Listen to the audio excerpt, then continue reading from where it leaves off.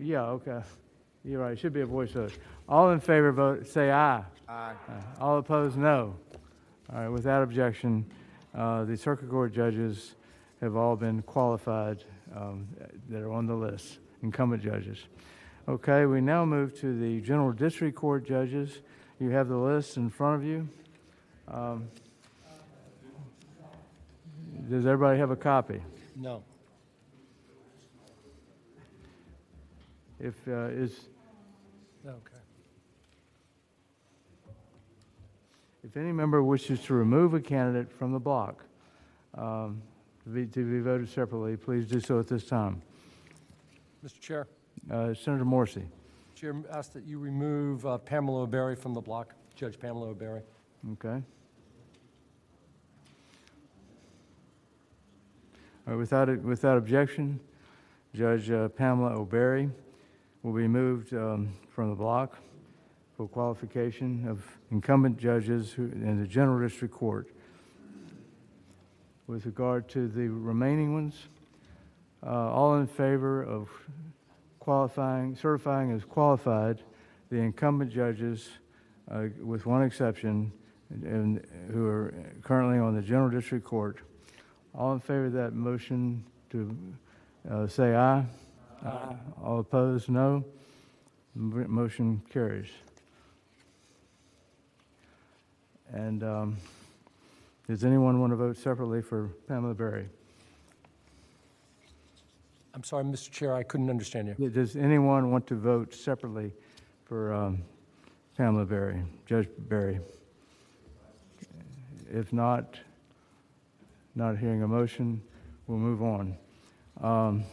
Now we move to the Juvenile and Domestic Relations District Court. List of judges in front of you. Again, we interviewed these, the incumbent judges. Is there a motion that we take up the block? Does anybody want to remove any Juvenile and Domestic Relations District Court incumbent judges from the block? Mr. Chairman. Yes, Senator Shervill. Thank you, Mr. Chairman. I'd move that we remove Andrea M. Stewart from the 15th District from the block. Judge Stewart of Spotsylvania to be removed from the block. Okay, is there a motion that the remainder members of the judges on the block that we certify as qualified? Is there a motion? It's been moved and seconded that we certify the remainder of the judges who are in the block as certify them as qualified. All in favor of the motion say aye. Aye. All opposed, no. Motion carries. Is there a motion to vote separately for Judge Andrea Stewart? If not, we'll move on. Now, the third category is the JIRC Commission, Judicial Inquiry and Review Commission.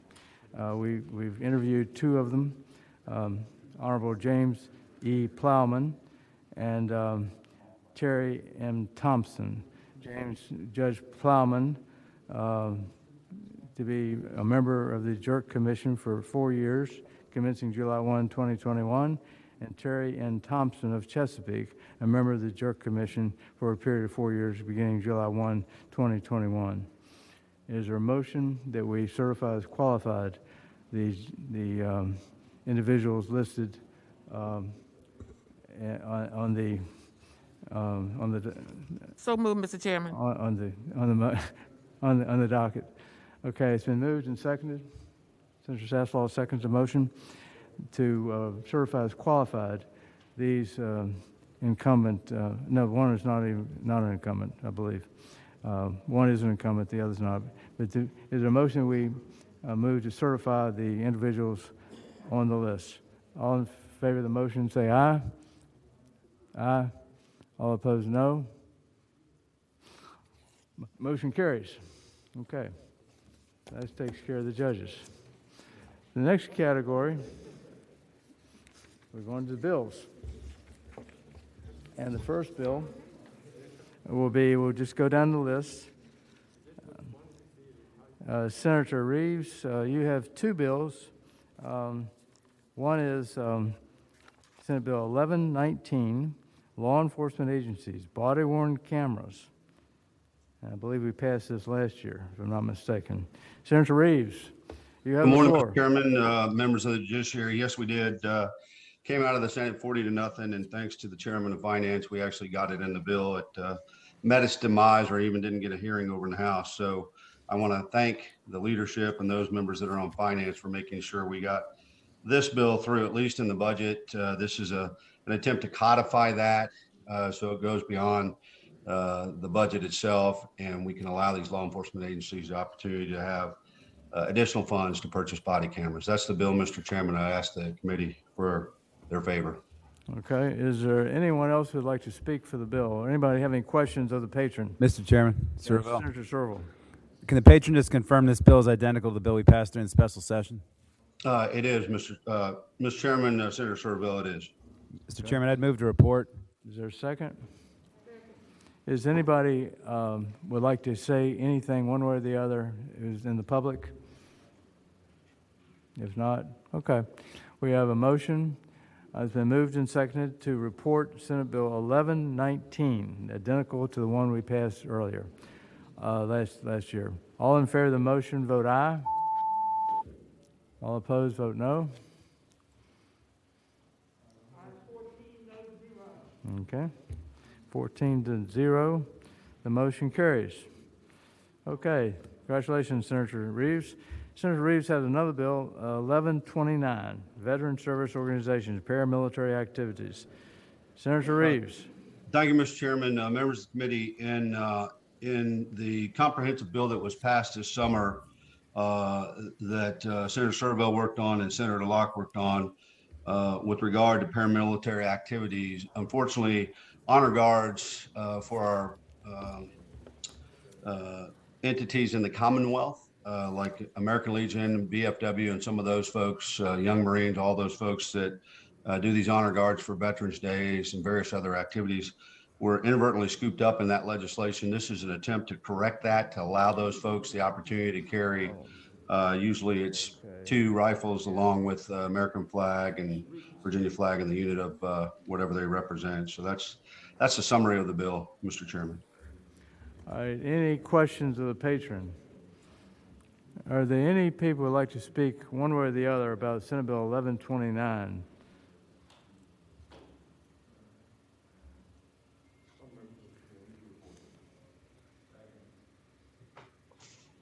All right, there's been a motion to move to report Senate Bill 1129 and to go to finance? Not this, okay. This, all right, is there any, Can I ask a question? yeah, Senator who? Senator Deeds. Deeds asked. Senator Deeds. I'd like to ask a question of Senator Reeves. I'm looking at lines 47 and 48, and I guess it's also up on 32 and 33. What is the difference between congressionally chartered and officially recognized by the U.S. Department of Veterans Services, Veterans Affairs? You've got 2 different types of organizations. Mr. Chairman, Senator Deeds, just like we have in Virginia, we have the Joint Leadership Conference made up of 27 veterans organizations. Those are veterans organizations established within the Commonwealth. They're like the Veterans of Foreign Wars and the American Legion. They are chartered at a federal level and recognized at the higher level with regard to that, just like you would have MOA, Military Officers Association of America. So they're, my understanding, and counsel, you can help me with this, they're federally chartered under, I don't have the documentation in front of me because I'm trying to pull it up on my iPad, but that's my understanding of it. Okay. Any other organizations? Any other questions? I have a question, Senator. Is this going to end up being a Christmas tree? Mr. Chairman, I don't believe so. I believe we inadvertently just left out all those type of entities, especially the veteran service organizations that get asked to do honor guards. I'm not so sure how it applies to law enforcement since they're already legally chartered or legally able to carry firearms. So I don't think that applies to them, but veteran service organizations are not, since they have no law enforcement. Is there another question, Senator? Does this allow weapons and these honor guards to be loaded? Mr. Chairman, that is a good question. I will tell you that the weapons that typically are used are not serviceable weapons. They typically are welded, the barrels are closed. They're really ceremonial weapons because they just get banged around. It doesn't specifically write that in the bill. I don't know that we've ever really had a problem with that. I would assume that the active duty members of the U.S.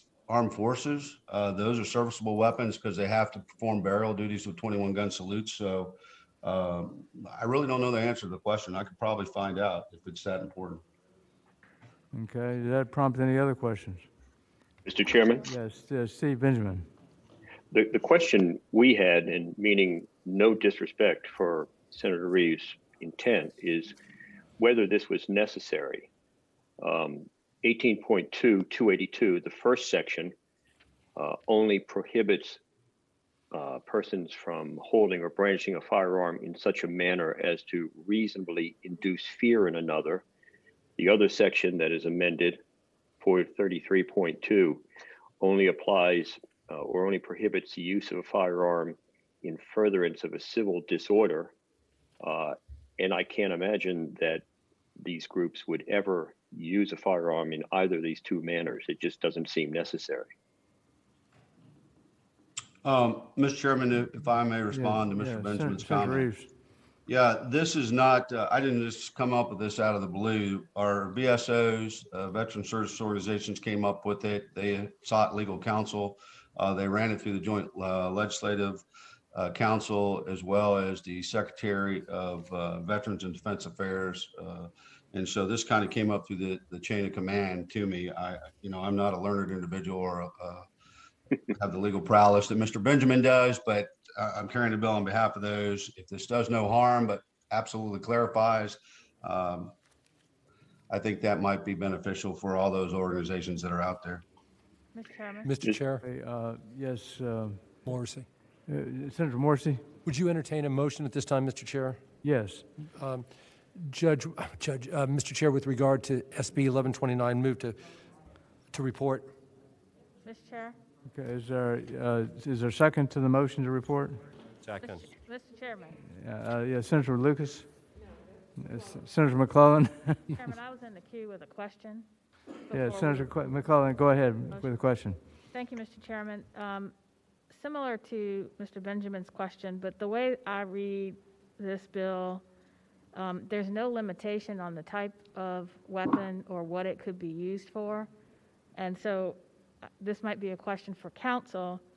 As written, if a member of one of these groups did brandish a weapon, not as part of one of the ceremonies contemplated here, but as part of an act of civil disobedience or civil disorder, the way this bill is written, that person would not be able to be charged with brandishing even though they go beyond their official duties in one of these ceremonies. Is that correct?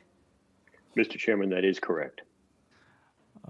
Would the patron be agreeable to pass it by for the day to work on an amendment to clear up some of these issues? Absolutely, Mr. Chairman. If Mr. Benjamin would like to see if he could scribe something to make sure that doesn't happen, I'm fine with that. I just would like to make sure that we have it crystal clear for those veterans organizations so they feel like they can take all the umpteen requests for burial drops and all those other things that they perform on a daily basis. Yeah, I'm supportive of the concept, being a veteran myself, but I think there's some issues that we could resolve, I think. So without objection. Mr. Chairman. Yeah, Steve Benjamin? I'm absolutely willing to help, of course. It may be helpful if Senator Reeves would ask whichever attorney provided the advice that this was necessary to get in touch with staff. That may be helpful. Okay. All right. Without objection, then, Senate Bill 1129 will go by for the day. Thank you. Thank you, Mr. Chairman. Okay. Mr. Chairman, I'm sorry. Yeah. Mr. Chairman, We got to go back to, did somebody have a question? it's Kristen Walsh. Kristen, yes. We need to go back to Senator Reeves, 1119. That needed to go to finance. Right, correct. Is there a motion that we reconsider the vote by which we reported Senate Bill 1119? Mr. Chairman, having voted on the prevailing side by which I move to report that bill, I move that we reconsider that motion. Is there a second? All in favor of the motion, say aye. Aye. All opposed, no. Yeah, vote aye. Okay. Mr. Chairman, I move that we report and re-refer the bill to finance. It's been moved and seconded that the bill be reported and re-referred to finance. All in favor of the motion, vote aye.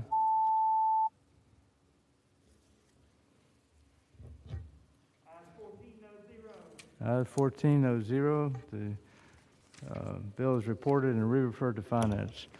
Then we move on to Senator Cosgrove's 1142, person who may celebrate rights of marriage. You want me to be the pastor? Is that what you're asking me to do? Senator Cosgrove.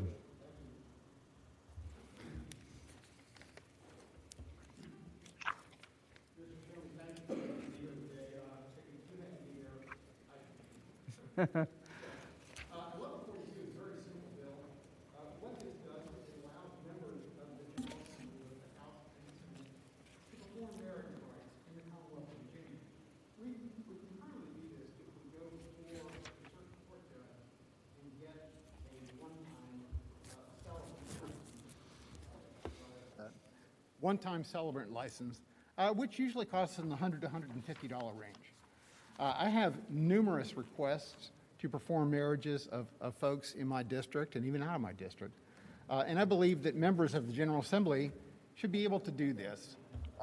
It's a very simple bill. It just allows us to perform marriage rights in the Commonwealth of Virginia. Okay, Senator, I have a question.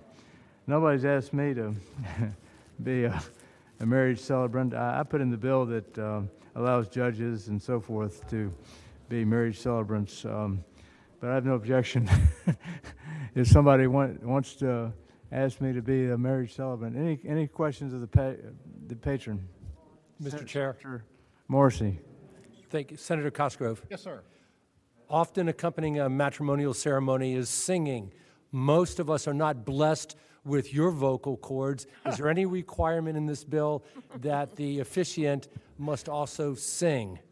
There are no musical requirements whatsoever in this legislation. Thank you. God. Okay. Mr. All right, Chair. Senator Deeds. Senator Deeds. Senator Cosgrove, I've been asked to do this 3 times. I've qualified for it. I've never paid a cent for any of it. And I'm just wondering if we add a current members of the legislature to the bill now, are we going to add former members next year? Are we going to, this does become a Christmas tree, don't you think?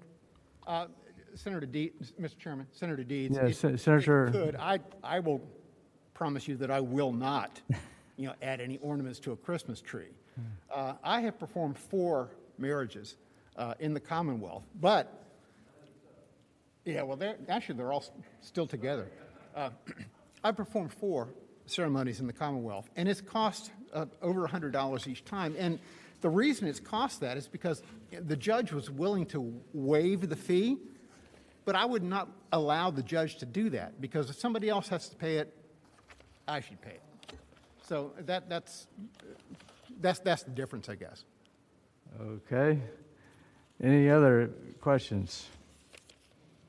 All right, is there a motion? Been moved and seconded to report Senate Bill 1142 to allow members of the General Assembly to perform rites of marriage without necessity of posting a bond or order of authorization. Any further discussion? All in favor of the motion, vote aye. All opposed, no.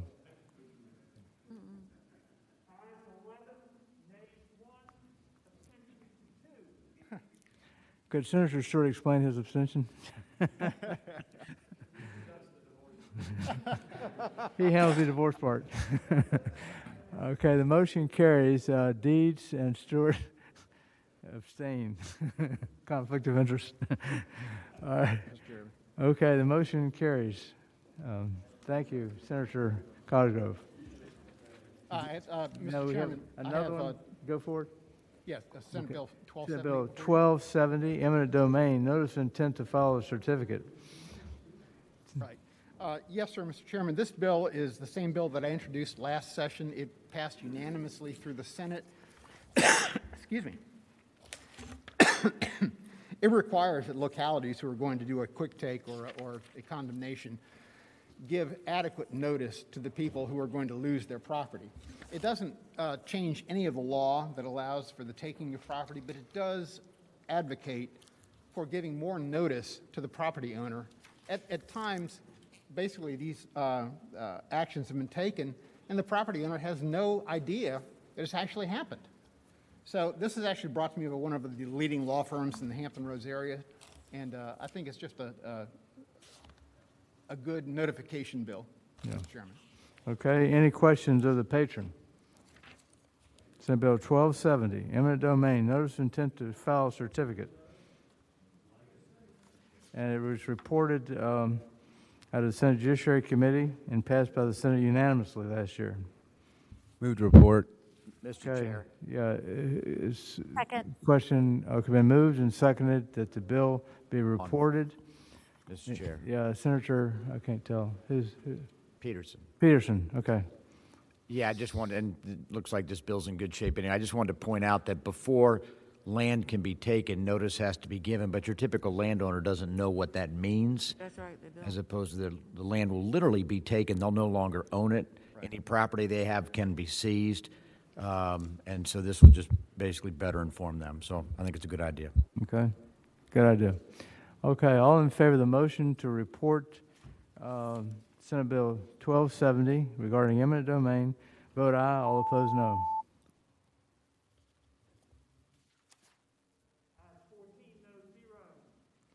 Ayes 14, no 0. The bill is reported. Thank you, Mr. Chairman. This is the least painful courts committee I've ever been through. Thank you. Okay, thank you very much.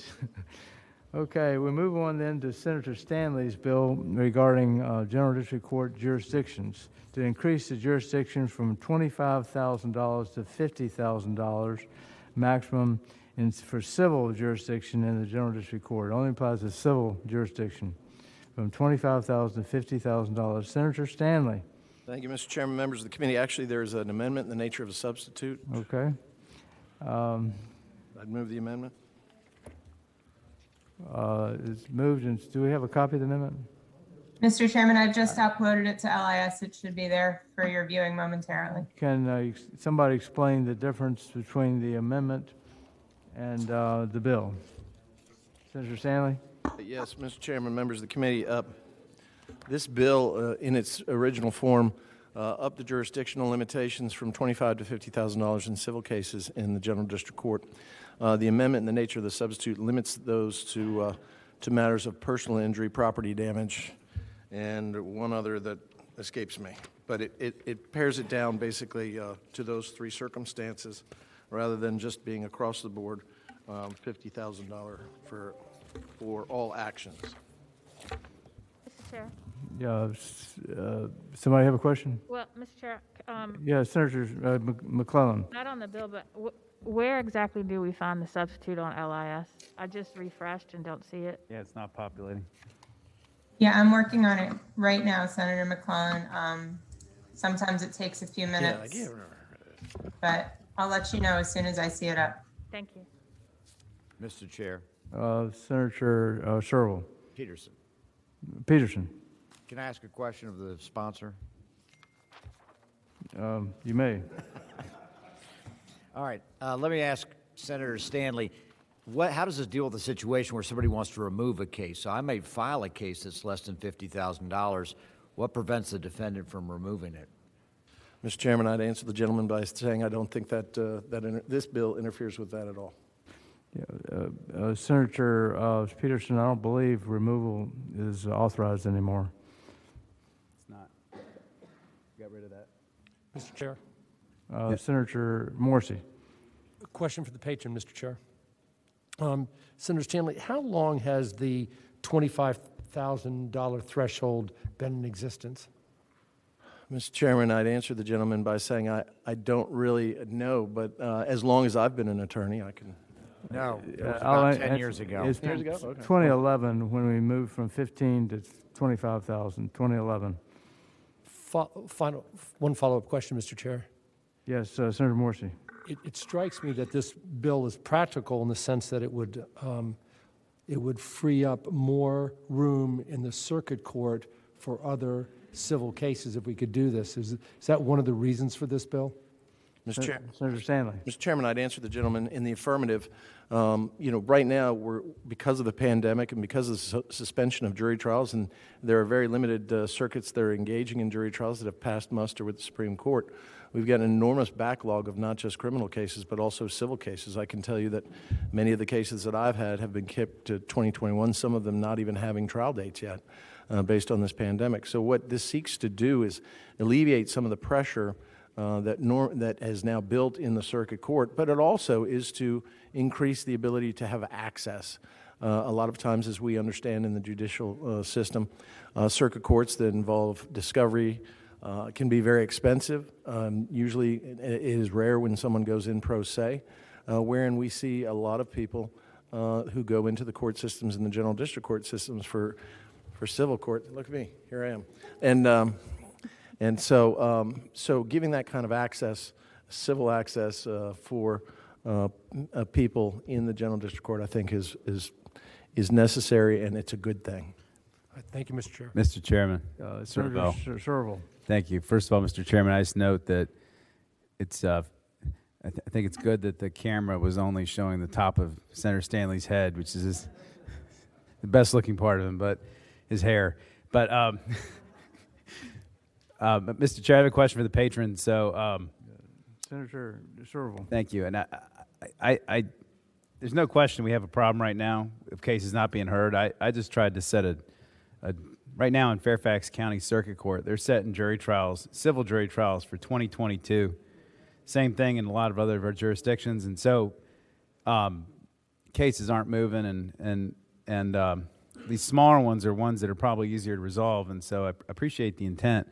I talked with my chief judge, my general district court, about it, and she felt like we were just going to trade one backlog for another by pushing it down to the lower court, and so I think, well, first of all, although I suspect, I can't tell if there's fewer civil cases being filed in general district court now because of the pandemic or not in general, but it seems to me that this is motivated by the pandemic.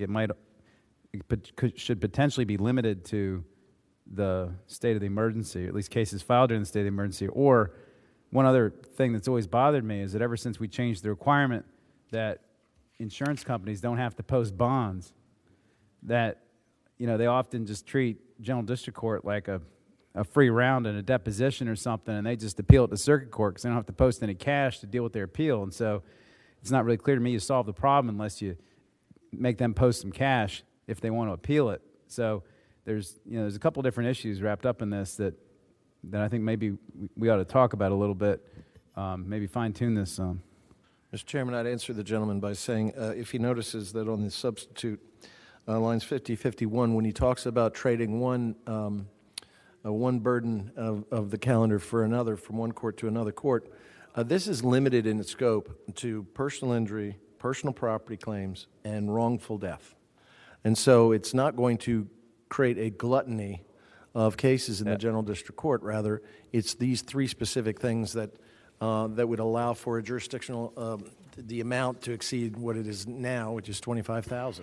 One can only imagine that will take a lot of pressure off of the circuit court, but conversely will not put a lot of pressure on the general district court. This was not intended just to be a fix for the pandemic, but I think the pandemic demonstrates that why this will work is because what we're able to do is spread these court cases around our judicial system in a manner that will take off some of the pressure that's been unduly caused by this pandemic. Mr. Chairman. Senator Shervill. Thank you. I guess speaking to the bill, so first of all, if there's a wrongful death case out there that shouldn't be sued for more than $50,000, it's a sad life. But so I'm not sure wrongful death really belongs as part of that exception. I can understand personal injury and property damage, but Would the gentleman consider a friendly amendment if we eliminated the requirement to, or the provision that allows a defendant served by an insurance carrier to not have to post a bond on an appeal for the types of cases that would be included in your amendment? Mr. Chairman, I would take that as a friendly amendment from my good friend from Fairfax. Mr. Chairman? Senator Serval. Thank you. I assume Kristen's online, and perhaps she could fashion something. I don't believe that statute is part of this bill as it's written right now, but I'm sure she could figure it out pretty quick. And I think the gist of my motion is pretty clear, and so I would so move.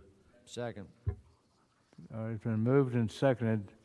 Kristen, do you understand what he's saying? If he could summarize again, that would be helpful. Okay. Thank you, Mr. Chairman. Yeah, we haven't adopted the substitute yet, but I believe about 8 years ago we passed a bill that says that if an insurance company makes some sort of certification that they're an insurance company, that they don't have to post a bond for an appeal from the General District Court to the Circuit Court.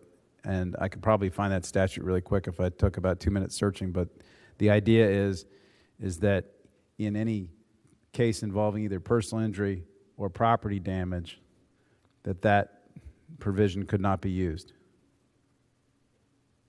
why don't we do this? Can we take it by temporarily? Okay. Not yet adopted the substitute. That's fine, Mr. Chairman. Substitute. Okay. That's fine. We'll take it by temporarily. Senate Bill 1108, dealing with the jurisdictional limits in civil cases of the General District Court. All right, by temporarily. Okay, without objection. All right, Senator Stanley, you're still up. Senate Bill 1122, habitual offenders. Yes, Mr. Chairman, may Senator. it please the members of the committee, Senate Bill 1122 completes the repeal of the Habitual Offender Driver Act. I'm aware that perhaps in this committee right now, and back in 1999, there was a fine senator from James City County that negotiated the partial repeal, but without having a full repeal, what we've had is 32,000 citizens to this day still carry this label and suffer mandatory jail time and other punishments that don't endure for the same behavior with other people. What I recall, and reading the legislative history the best I could, is that what we did when we were repealing, at least the partial repeal, was we were putting penalties and specific penalties and even mandatory minimums of 10 days or something for behavior that was only before then covered by the habitual offender statute. So we're talking about, and I don't know how many trial lawyers are in here, but there is oftentimes, I have encountered in my practice where I do indigent defense work in the one county that I live in, that you'll find a habitual offender who comes in, may have gotten caught or may have been driving, and by virtue of the habitual offender status, it's a felony. It's a felony with a mandatory penalty. And so since we've taken care of, the driving behavior itself with specific statutes, and that is like driving on suspended. If you drive on suspended, if you're convicted of third, subsequent, that's an automatic 10 days in the jail. So what we're trying to do is we're trying to actually repeal the habitual offender statute in its entirety. What I also found, and through help of some people, is that, quite frankly, most of the people who were being cited under habitual offender were not able to get their license because their licenses were suspended because of non-payment of fines. We took care of that through SB 1 last year, and quite frankly, I think we need to make a clean repeal of the habitual offender statute. We have taken care of it, of that kind of behavior, in other ways. It's arcane, and quite frankly, I think the time has come to complete the work that was started in 1999, and that's the bill, Mr. Chairman. Okay. Staff has suggested a possible change on 958. And Mr. Chairman, there is a substitute, I do believe, a section. Yes, yes, Mr. Chairman. Charles here. Yeah, Charles. There is a substitute. It is posted to LIS. The substitute removes the new section 46.2, 301.2 from the bill, and that's all the substitute does. What's that again? The substitute removes, there's a new section in the bill, in the original bill, 46.2, 301.2, and in reviewing the introduced bill, it was determined to be maybe redundant with the existing penalties, which Senator Stanley spoke about. So the substitute just removes that new section. So the substitute before you just repeals the remaining provisions of the habitual offender sections. Just a straight Okay. repeal. Do we have that in front of us? Yes, it already is posted on LIS. Okay. Is there a motion that we adopt the substitute? Is there a second? Any discussion? All in favor of adopting the substitute, say aye. Aye. All opposed, no. Motion carries. Mr. Chairman. Yeah, Senator, who's that? McDougal. McDougal. Mr. Chairman, I know we're trying to move quickly, but I'd like to hear from the Commonwealth's attorneys about their perspective on this, and maybe ask Charles a question. Okay, there are a number of people that would like to speak. Can I ask Charles a question? Yes, please. Charles, Yes. so right now, when we made that change, we said if the underlying predicate offenses were alcohol related, so you had a DUI or I guess potentially a hit and run that was alcohol related, that you could still be a habitual offender and could be proceeded against with the statute. But we're taking that out of play now if we pass this? Mr. Chairman, that is correct. Mr. Chairman, can I ask Yes, Charles? Senator McDougal. Charles, are those the only offenses that are left now, or the alcohol-related ones, DUIs, hit and run? Mr. Chairman, that is correct. Mr. Chairman? Yeah, Senator McDougal. Charles, refresh my recollection. So how many alcohol-related offenses would you have had to have committed in order to get there? Could you have had one DUI and two driving on suspended offenses to become a habitual offender? Is that the minimum? Mr. Chairman, I believe that is correct. Mr. Chair, Senator Deeds. couldn't you have 3 driving suspendeds? You could, Mr. Chair. Charles. Yes, Mr. Chairman, you could have 3 driving suspendeds to also meet that. So it doesn't necessarily. Okay. Senator McDougal. Mr. Chairman, but if I read the language, we had restricted it to alcohol-related offenses. So under the change that was made prior to this, is that not accurate? Mr. Chairman, could Senator McDougal repeat what he just said? Mr. Chairman. Who's this? Senator McDougal. Mr. Chairman, as I read this, of course, we don't get these substitutes until somebody is actually speaking, but I believe it said it was limited to the alcohol-related offenses. That was the change that was made, I believe, last year. Is that not accurate? So bottom line is 3 driving on suspendeds are not alcohol-related, so they wouldn't have qualified with where we are now.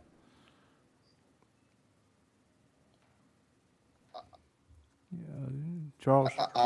I'm not sure if you're conflating the issues between the 2 different bills from last year and this year.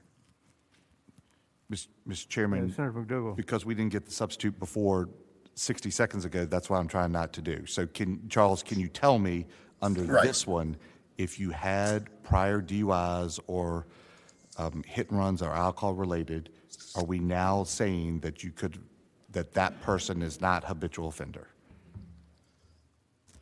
So in 1999, the habitual offender stat process was repealed. So this is back in 1999. The only people who are classified as habitual offenders are those people who are, I believe, caught in the system pre-1999. This bill just deals with those classification of people who were classified as habitual offenders pre-1999. The substitute deals with the provision in one of the sections that we were repealing. The introduced bill relocated that section to a different section, 46.2, so that someone who was classified as a habitual offender would still have to have all those alcohol safety programs. And the thinking was, I think, in the substitute, was why we were removing that section, is essentially anyone who is classified this as pre-1999 has probably been caught up in the current DUI sections with their penalties and requirements to seek additional counseling. So it was thought to be kind of unnecessary now, because this bill is dealing with the problem of, if somebody was classified as an habitual offender pre-1999, they have to run through a bunch of hoops to get their driver's license back. And even if they have not violated since 1999, they still have to jump through all these hoops. So that's what the bill does. Now, last year, what we did was dealing just with the fees and costs aspects, so that, and if I that's essentially what I think we were referring to by saying last year. And that there was two different bills. One dealt with, I'll say, suspended licenses, saying that your license couldn't be suspended if there were unpaid costs. The other one dealt with suspension of licenses for non-driving offenses. So they're two separate. I mean, that's why I say I think you're conflating the two, because they're two separate concepts. The habitual offender stuff is essentially dealing with this classification of people who are all pre-1999, while last year what we did was, or what you did was, dealing with those people who may have license suspensions either for unpaid court costs or removing the ability for the court to suspend license for non-driving offenses. Mr. Chair. Yeah, Senator Morrissey. Here I think is the problem that's arisen, and Senator McDougal talked about, is it just DUI? Senator Deeds asked earlier, could you have 3 driving on a suspended license convictions and be an habitual offender? This habitual offender, people that were declared an habitual offender 21 years ago or earlier, are still caught in the system. Those people that were declared habitual offenders prior to 1999 may have no alcohol convictions, but just 3 or more driving on a suspended license convictions. I think that's what Charles is speaking about when he's saying we're conflating those two. I hope I've helped some. I hope I haven't confused. Mr. Chairman. Senator Shervill. No, Senator McDougal. Mr. Chairman, what I'm trying to, I think what Senator Morrissey just said, we all want to make sure that the people caught up 21 years ago, we uncatch them. So I think everybody probably agrees. The question I'm asking is, 21 years ago, we had different offenses for DUI and different penalties. The way we did some of those with multiple DUIs was in reference to the habitual offender. So maybe let me ask Charles the question differently. If somebody had 2 prior DUIs or 3 prior DUIs and were declared a habitual offender, so 21 or more years ago, now are we saying all that's wiped out? So if they were stopped for driving, even though they were never restored by the circuit court, they would only be charged with driving on suspended license. Charles? Mr. Chairman, I believe that is correct. If someone was declared a habitual offender 21 years ago and they have not been restored by the court, and they did not pick up an alcohol offense, just merely driving, it would be a driving on suspended. But I think the point of this bill is to have those people's licenses restored. That's I believe one of the purposes of the bill. So they would not be driving on a suspended under the bill. They would have to pick up a subsequent violation and then have everything run again on them. Mr. Chairman, let me one final question and then I'll stop. And Charles, right now, if you were to pick up multiple DUI offenses within a 10-year span, then you would have to go back to circuit court and have them restore your license after you've completed an alcohol safety action program, or you could be charged with a new criminal offense. Is that not accurate if you drove? That is accurate. Okay. Mr. Chair? Yeah, Senator Morrissey. And Senator McDougal, this may help. I got a text from a deputy Commonwealth's attorney, and he said that if the repeal of the HO statute were to occur, these individuals they are still going to be suspended and they are still subject to DUI-related restoration. So it's not as if this bill were to be passed that they skate free. Does that assuage your concern or answer your question?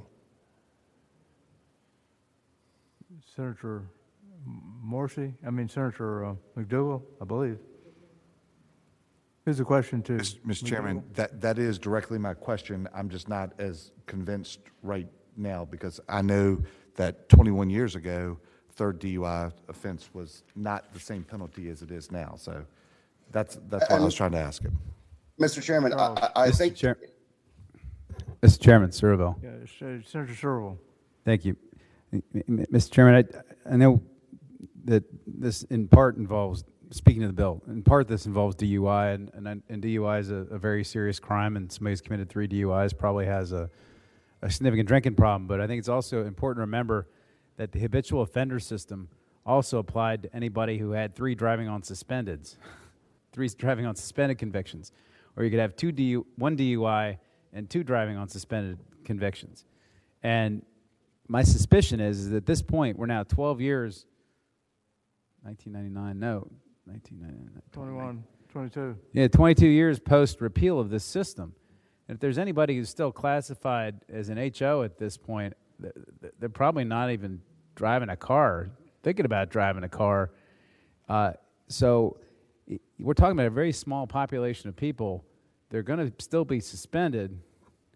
We've amped up the penalties on DUI to the point where it's almost effectively the same thing. If you're convicted of a third, we've altered the driving on suspended rules substantially. I mean, this thing is an artifact of the past that needs to be, put down.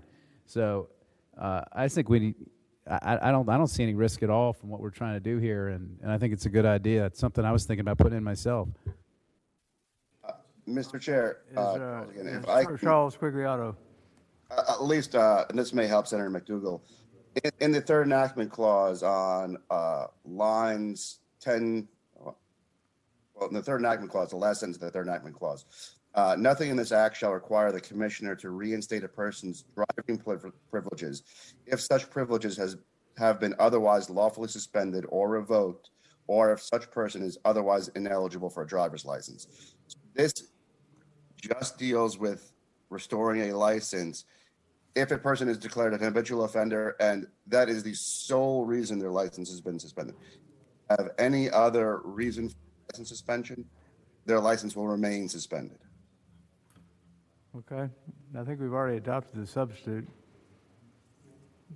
Okay, any further discussion? Legal Aid Justice Center may have input, I'm told. Is there somebody online who would like to weigh in? Mr. Chairman, committee members, Amy Woolard, Director of Policy for the Legal Aid Justice Center. We support the substitute. I want to thank Senator Stanley for bringing it. I don't want to belabor the point, but for more than 2 decades now, our criminal code is applied differently to 32,000 people under this Habitual Offender Act that you all repealed in '99. That's harsher punishments, mandatory minimums, felony convictions for second offenses as a habitual offender, and long-term license revocation. And yes, for behavior as minor as driving on a suspended license. When you all dealt with the court debt suspension repeal last year, we looked at this data. A lot of folks have been caught up under just driving on a suspended license where the underlying suspension was for unpaid court debt. We don't need to continue the civil label for serious offenses. We have many laws tailored to address those behaviors. The label's near impossible to remove, difficult to mitigate, devastating to people's livelihoods. It's been too long, but certainly long enough for the 32,000 people who still endure it. We ask that you end it for everyone this session, so everyone is on the same framework of the criminal code, and report the substitute. Okay, any questions? Okay. We've adopted the substitute. Is there a motion?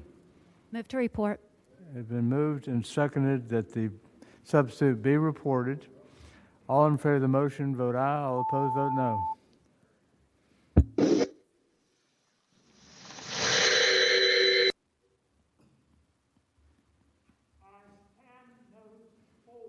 Ayes 10, noes 4. The bill is reported. The substitute's reported. Oh, were there more people? Mr. Chair. I thought that was only one. Okay. I'm sorry. Did anybody, we've already reported the bill. Was anybody insist on saying something? Mr. Chair. Well, I just wanted to say, I'm Emmanuel Harris with the Black Coalition of Change. I think I agree with the vote, so I really don't have a lot to say. I think it's a good bill, and I think it's a layered system that impacts the African American community, and I think this is a step in the right direction. So thank you. I'm done. Okay. Does anybody else want to say anything? Yes, sir. Yeah. Mr. Chair. Who's this? This is J.K. Davenport, Deputy Secretary of Public Safety and Homeland Security. Ms. Davenport. Good morning, Mr. Chair, members of the committee. The administration supports SB 1122. I think, Amy and the other gentlemen stated good reasons to support, and thank you for reporting the bill already. Okay. That's all I have. Thank you. Anybody else? Mr. Chair, this is Andrew Perez with the Prison Fellowship. I just want to echo the comments already made, and also just thank the chair and thank the committee for passing 1122. Okay. Anybody else? Thank you very much. Okay, that's it. The bill is passed or reported. Okay, the next bill, the two bills from Senator Obenshain. Senate Bill 1123, Wool Contest, Presumption of Undue Influence. Senator Obenshain, 1123. Okay, he stepped out. Okay, he has two bills. Now, if you would like, we can go to the main Mr. Chairman? issue. Yes, Senator Serval. I think we figured out a line amendment to Senator Stanley's General District Court bill. Want to go back to that real quick? Okay. All right, we go back to Senator Stanley's Senate Bill 1108 that we passed by temporarily. Mr. Chairman, we would need to include section 16.1-107 in the bill, and then strike the last two sentences of subsection A, which deal with the insurance carriers not having to post the appeal bond that Senator Serval was referencing before. So moved. Okay, is there a second? Been Second. moved and seconded. And speaking of that motion, Your Honor, That this Mr. line amendment Chairman. be adopted. Yeah, Senator Serval. Thank you, Mr. Chairman. So this is a little different than what I described, and basically what this would do would be to remove the requirement remove the ability for insurance companies to waive a bond on behalf of their insured on any appeal from General District Court to the Circuit Court in a personal injury, property damage, or a $25,000 wrongful death case, $50,000 wrongful death case, which I'm not sure they ever exist. This was a bill that was passed in 2011. I would point out that Senator Sazla and Deeds voted against it at the time, so if they'd be consistent, they would support me. But that's the idea. Now, is this a line amendment to the substitute? Yes. Okay. All right. Yeah, we've already adopted the substitute, so this would be a line amendment to the substitute. And Mr. Chairman, I think there's also, we need to vote the amendment, but I think there's also some people in the public that have been texting me that want to testify. Yeah. Okay. Substitute has been moved and seconded, but before we vote on it, we need to hear from the public. See, Mr. Dix. Morning, Mr. Chair, members of the committee. Mark Dix on behalf of the Virginia Trial Lawyers Association, and we support the bill. We'd like to thank Senator Stanley for working with us on this measure. I think it's important to note that even before the pandemic, litigants have been bumping up against this $25,000 jurisdictional limit with the increased cost of wages, healthcare, and cost of living generally. So it already was a problem before the pandemic hit. More and more cases were ending up in circuit court with juries which we all know is very expensive to the Commonwealth and also created the backlog. The pandemic has just worsened the already existing problems. Many of our members have indicated they can't get jury trial dates until 2022. Very few jurisdictions in Virginia are currently certified by the Supreme Court to be able to conduct jury trials. So this pandemic has highlighted the problem that already existed. Really, the only well-oiled machine during this pandemic has been the General District Court. And with this modest increase in the concurrent jurisdiction of the General District Court, it will alleviate the backlog in the Circuit Court and hopefully get cases moving again. Consequently, we hope it will be the pleasure of the committee to pass the bill. Thank you. Okay, thank you. All right, who else we have? Clark Lewis? Mr. Chairman, members of the committee, Clark Lewis representing the American Casualty Insurance Association, and we respectfully oppose the bill. As the chairman mentioned, the last time we looked at the jurisdictional limits of general district courts was in 2011, and it was a measured and appropriate increase from $15,000 to $25,000. I don't think the $25,000 was a magic number that was selected in 2011. Typically in Virginia, $25,000 is a minimum insurance limits for most folks who are going to be in general district court. The feeling was that $25,000 limits was an appropriate balance with the limited nature of discovery that can be conducted in general district courts. For example, in circuit court, if you had a $25,000 minimum limit policy and you were sued for $50,000, you would have various discovery tools available to you to protect yourself against a judgment that could be in excess of your minimum limits of $25,000. You could have written interrogatories. You could have requests for admissions. You could have requests for productions. You could have a medical exam. You could also have a trial by jury, which is the most basic cornerstone of our judicial system. This is what's afforded to you in circuit court presently for $50,000 cases, particularly those who have a $25,000 minimum limits policy and face personal exposure. If you also have the ability to conduct discovery to try to have a meaningful examination as to whether or not you want to settle the case, this is what the purpose of discovery in a meaningful way in circuit courts is about. We are going to strip these tools that are available to that defendant with a $25,000 policy who's facing a $50,000 lawsuit in circuit court, bring them to general district court and have no purposes of interrogatories, requests for admissions, no depositions, and most importantly, no jury trial. And to top upon that, with respect to Senator Serval's amendment, you're then going to place even greater burdens to appeal an adverse judgment that could be in excess of your $25,000 minimum limits policy. And that jury trial's gone. Now, we recognize that there is a pandemic and that there is a backlog in circuit courts. We believe a sunset is appropriate. And let's all be clear. There is going to be fewer cases, as Senator Stanley mentioned, because he has restricted it to personal injury for the most part and property damage. But the nature of those cases, if you are a defense lawyer and you have a defendant who has a $25,000 policy facing a $50,000 potential judgment in general district court, you're going to bring in every witness you can to trial. You're going to bring in the emergency first responder. You're going to bring in the emergency room doctors. You're going to bring in the treating physicians, and you're going to bring in anybody you can to have a meaningful way to explore the case to defend your client. And a 15 to 30-minute trial will likely turn into a half-day trial, and that's just the reality. So again, we oppose the bill with great respect to Senator Stanley, but we believe that an appropriate response in light of the pandemic is to encourage a sunset for this type of provision.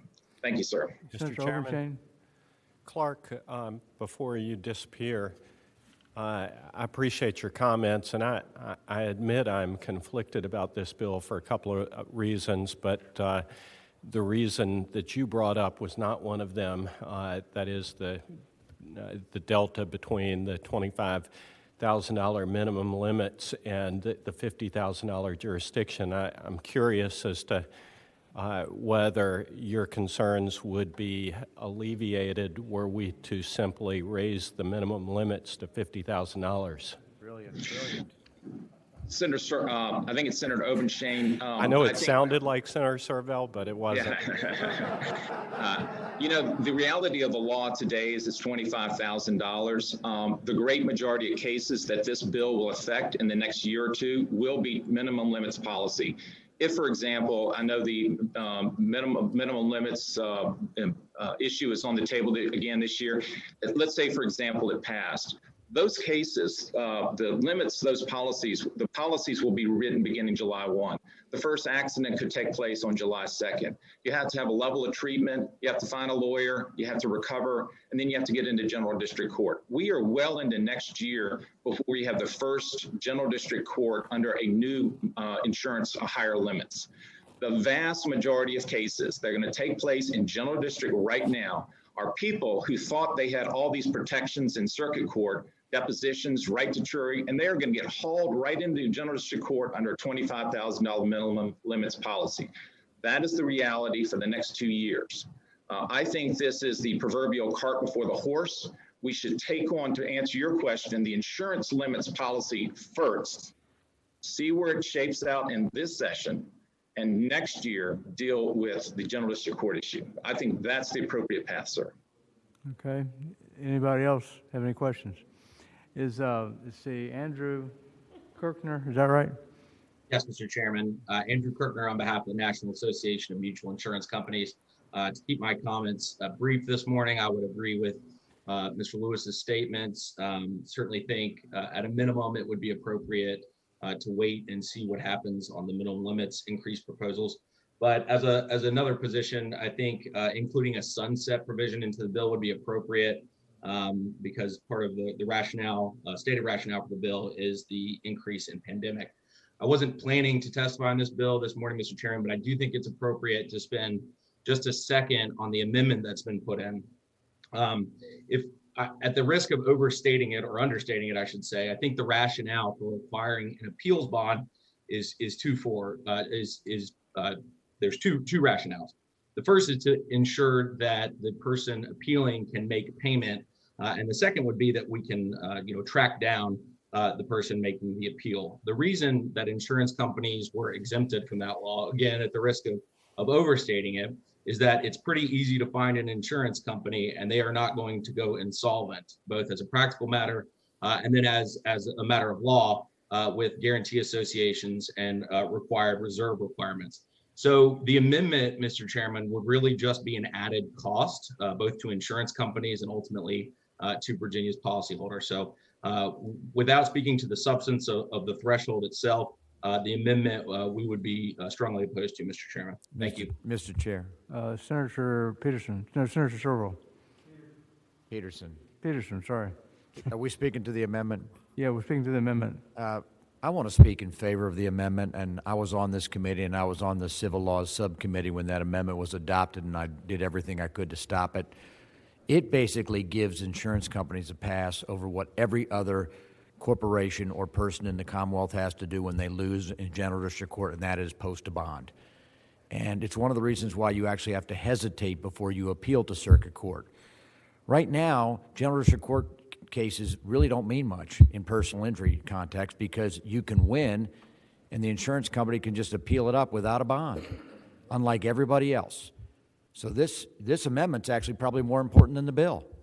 So the bottom line is this is going to level the playing field and make insurance companies post a bond like everybody else. It's going to be inconvenient, but you know what? It is for all of the rest of us that have to post a bond anytime we go through an appeal. So I strongly favor this amendment. Okay, anybody else like to speak? Okay, would you like to state the motion? The motion to adopt the substitute? Mr. Chair. Oh, okay. All right, all in favor of the motion to adopt the substitute, vote aye. Oh, opposed, no. We have to do it on the board, don't we? No. Oh, okay, I'm sorry. All right. Now we have an amendment to the substitute. Would you like to explain that? Mr. Chairman,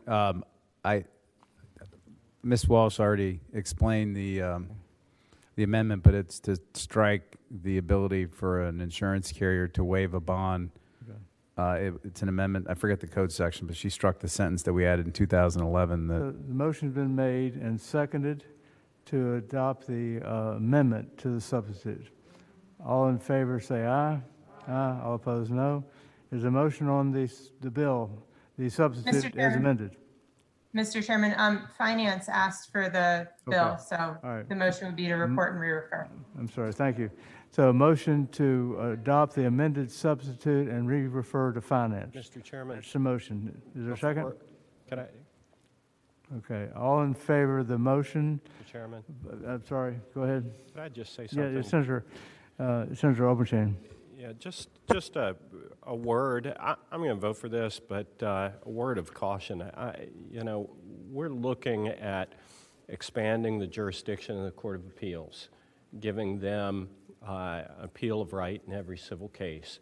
That's going to increase the size of the Court of Appeals and extend also the period of time it takes to get from beginning to end in a civil lawsuit. We are uncertain as to how that's going to affect the Court of Appeals. I think we're also uncertain as to how this is going to affect both General District Court and Circuit Court. I do a lot of this work, and I can tell you that every insurance company is going to appeal every case to Circuit Court. And I'm not convinced this is going to solve the problem.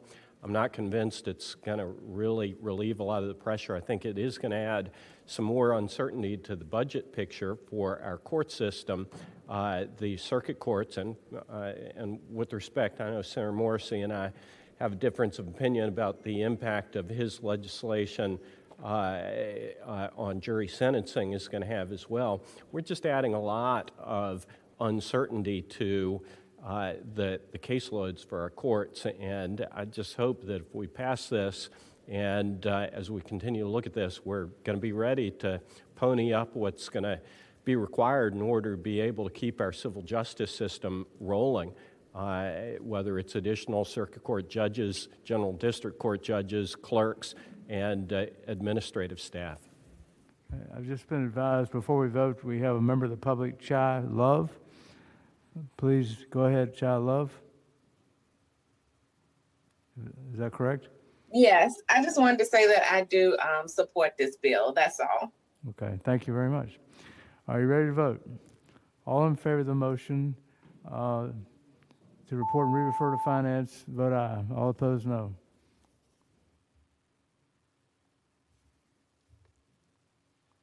Ayes 13, noes 1. 13-1, the bill is reported and re-referred. Okay. Now we move on to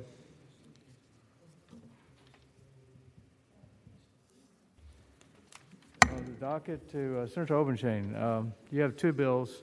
The first one has to do Senator Obenchain's 1123 will contest presumption of undue influence. Senator Obenchain, if anybody, if you have a substitute or a motion to make, please make it.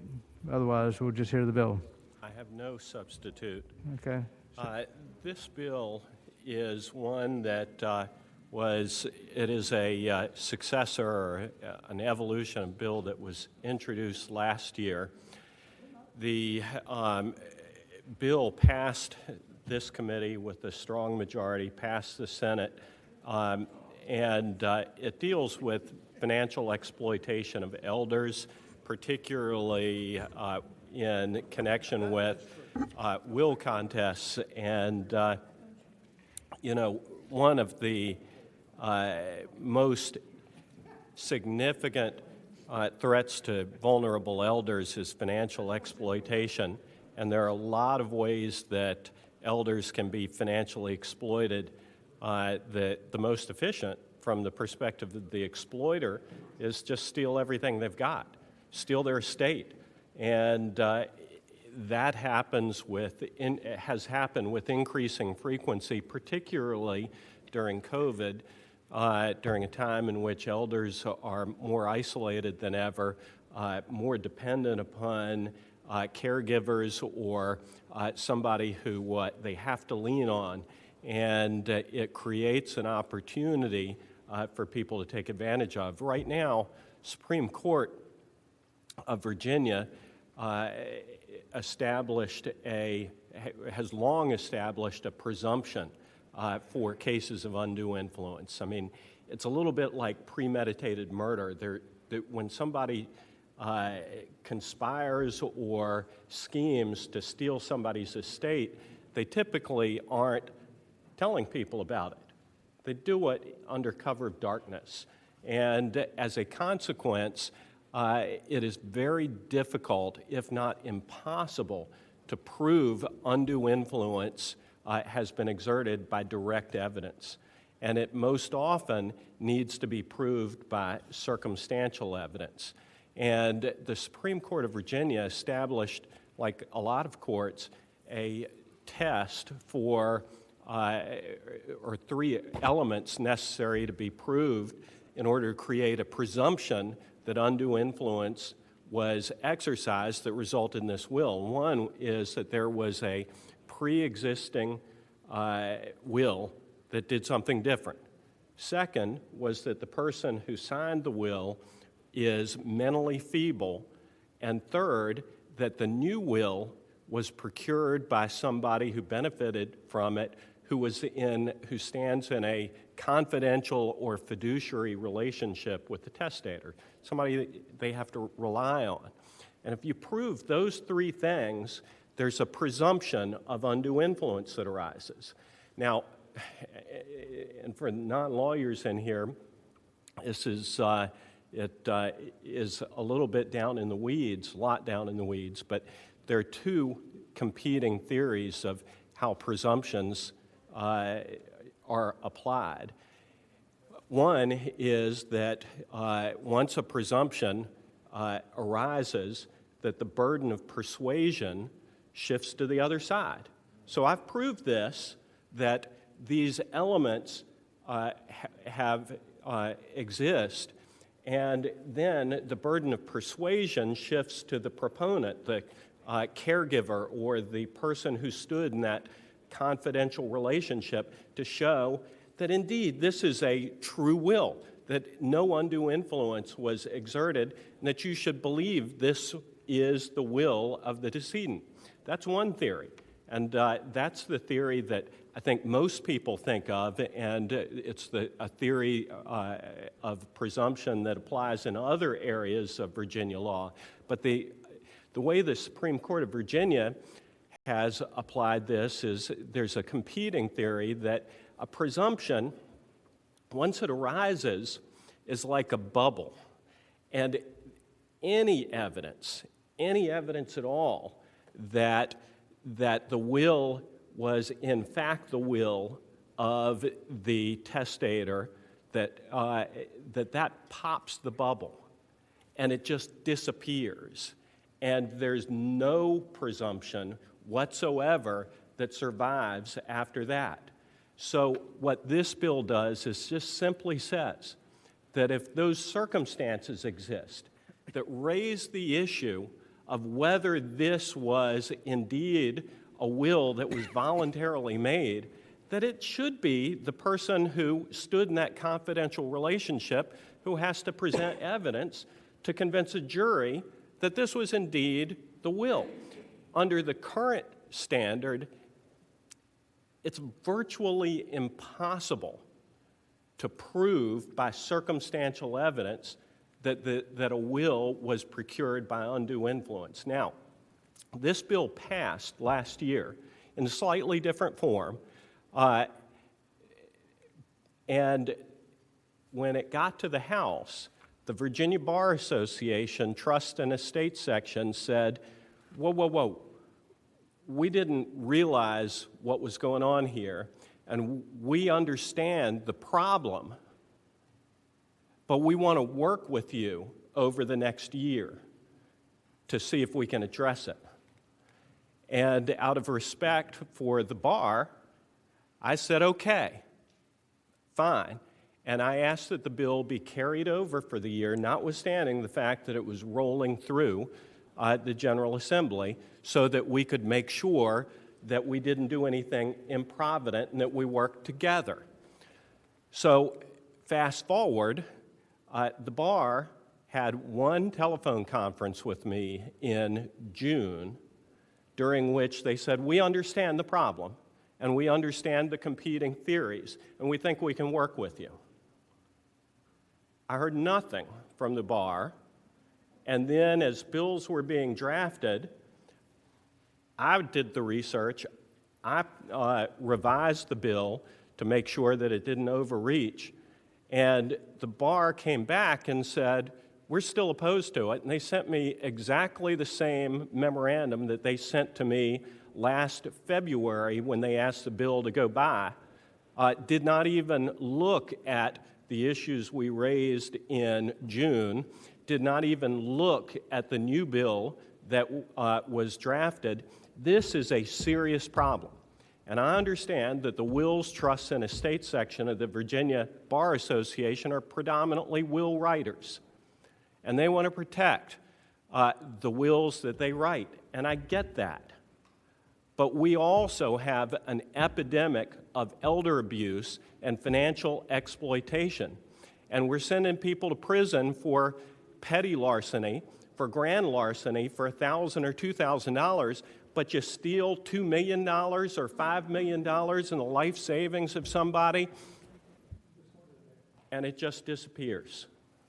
So I respectfully submit that this is a common sense approach that applies the law of presumptions in the way that it's intended to be applied, doesn't change the landscape. I got a memo saying this is a radical departure. It is not a radical departure at all. And I would ask that this bill be reported. Mr. Chairman. Surville. Thanks. I have a couple of questions to the patron. So, first of all, I've done one will contest. It was a long time ago, and I barely remember it. And so I'm not really as familiar with the law here as you are, because I know you've done a bunch of big cases on this recently. So I guess my first question is, with regard to attorneys having a concern that a will that they write could cause a problem for them, am I correct that the only time an attorney writing a will could have some type of exposure under this statute is if the attorney wrote themselves into the will as a beneficiary themselves personally? That situation. Absent a malpractice claim. Absent a malpractice claim, I would say that is the most likely scenario in which they would have personal exposure. That's right. Right, Mr. Chairman. Additional question. Senator Sherwood. Thanks. So, but I guess an attorney could have an issue if they wrote a will for a beneficiary or participated in writing a will for somebody who was feeble-minded, and they were sort of working with or kind of sort of on behalf of the beneficiary, I guess, right?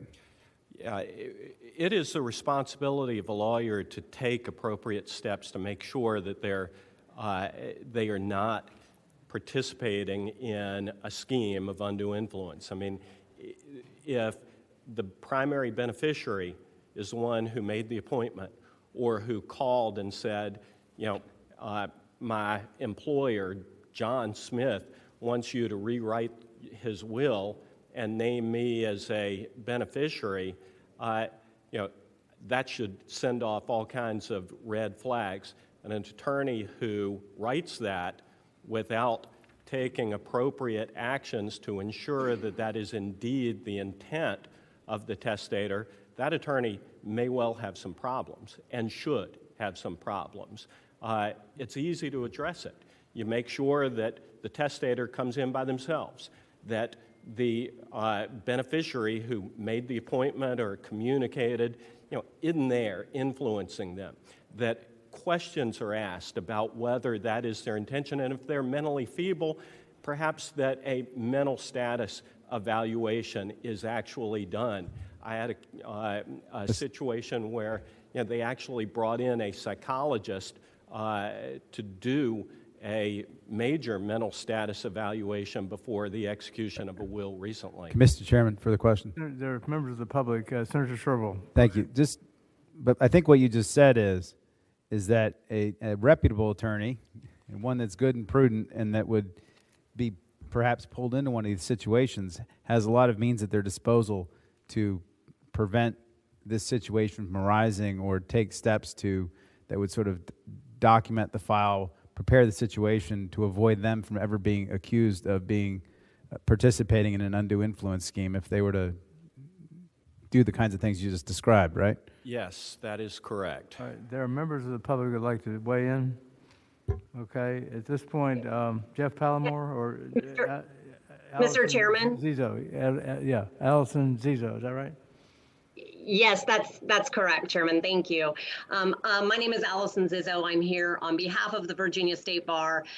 We've listened to Senator Obenshain's remarks and certainly understand his position. But unfortunately, after quite a bit of back and forth with the members, the VSB's Wills Trust and Estates Division does unanimously oppose this bill as written. We do believe that it does dramatically change the law as it currently exists, making it easier to challenge wills, thereby increasing litigation, limiting the freedom of a testator to leave property to whomever he or she pleases, and then also forcing a defendant to prove a negative. Obviously, Senator Obenshain very clearly articulated the law as it currently exists, but just to reiterate, currently, the burden of proof remains with a plaintiff in an undue influence case and remains with the defendant throughout, regardless if the presumption is raised or not raised. And a plaintiff is required to prove an undue influence case by clear and convincing evidence for the sole reason that Virginia wants to uphold the will of the testator and not make it easy to overturn a will. When the presumption arises, the burden of persuasion switches to a defendant in an undue influence case currently, and a defendant must prove by sufficient evidence that they did not unduly influence the testator. It allows the trial court to be the gatekeeper, allowing the presumption to be overcome if sufficient evidence is proved. Under the proposed law, the burden of proof would be shifted entirely to the defendant if the presumption is raised. This eliminates the court's gatekeeper function. And it also requires a defendant to prove a negative, which is obviously concerning. I'm a trust and estates litigator, and I can tell you I've been on both sides of these types of cases, and I think it's difficult to prove a negative in these types of situations. We also are concerned because the presumption arises in a number of very innocent scenarios where a child or a primary beneficiary may also be named as an agent. There is no undue influence, but the presumption arises simply because of the confidential or fiduciary relationship between the testator and the alleged influencer. Also, we're concerned because the bill fails to speak to the quantum of proof necessary to overcome the presumption. So as I previously articulated, Chairman, the burden of persuasion when it shifts to the defendant requires the defendant to prove by a preponderance of the evidence. This bill is silent, and our concern is that a trial court may extend the clear and convincing evidence requirement to a defendant, which is really contrary to what the current law indicates. We feel like there is sufficient case law in Virginia that absolutely covers these situations, covers the presumption and how a defendant and plaintiff are allowed under current case law to proceed. And so for those reasons, understanding and respecting Senator Obenshain's position, the Virginia State Bar's Wills, Trust and Estates section does oppose this bill. Mr. Chairman. Senator Morrissey. Thank you. Question for the representative from the Virginia State Bar who just spoke, if you can just stay online. Yes. You began your soliloquy by saying it makes it easier to challenge a will. Quite frankly, why shouldn't it be easier to challenge a will when you have a 90-year-old who has elements of dementia and the new will, which benefits, for example, a more youthful family member who heretofore there may have been some type of conflict between the two? Why shouldn't that burden shift to that person who is now the beneficiary of the will when you have shown that there was a pre-existing will and there were some mental instabilities present? Well, I think that you've raised exactly the issue that exists with the bill and what current law already addresses. So there are many situations, I get this on a regular basis because of the litigation that I do, wherein someone will challenge a will, and I can be on both sides of that dispute. But there's many, many innocent reasons why someone who may have some issues of dementia but is not completely incapacitated may change a will.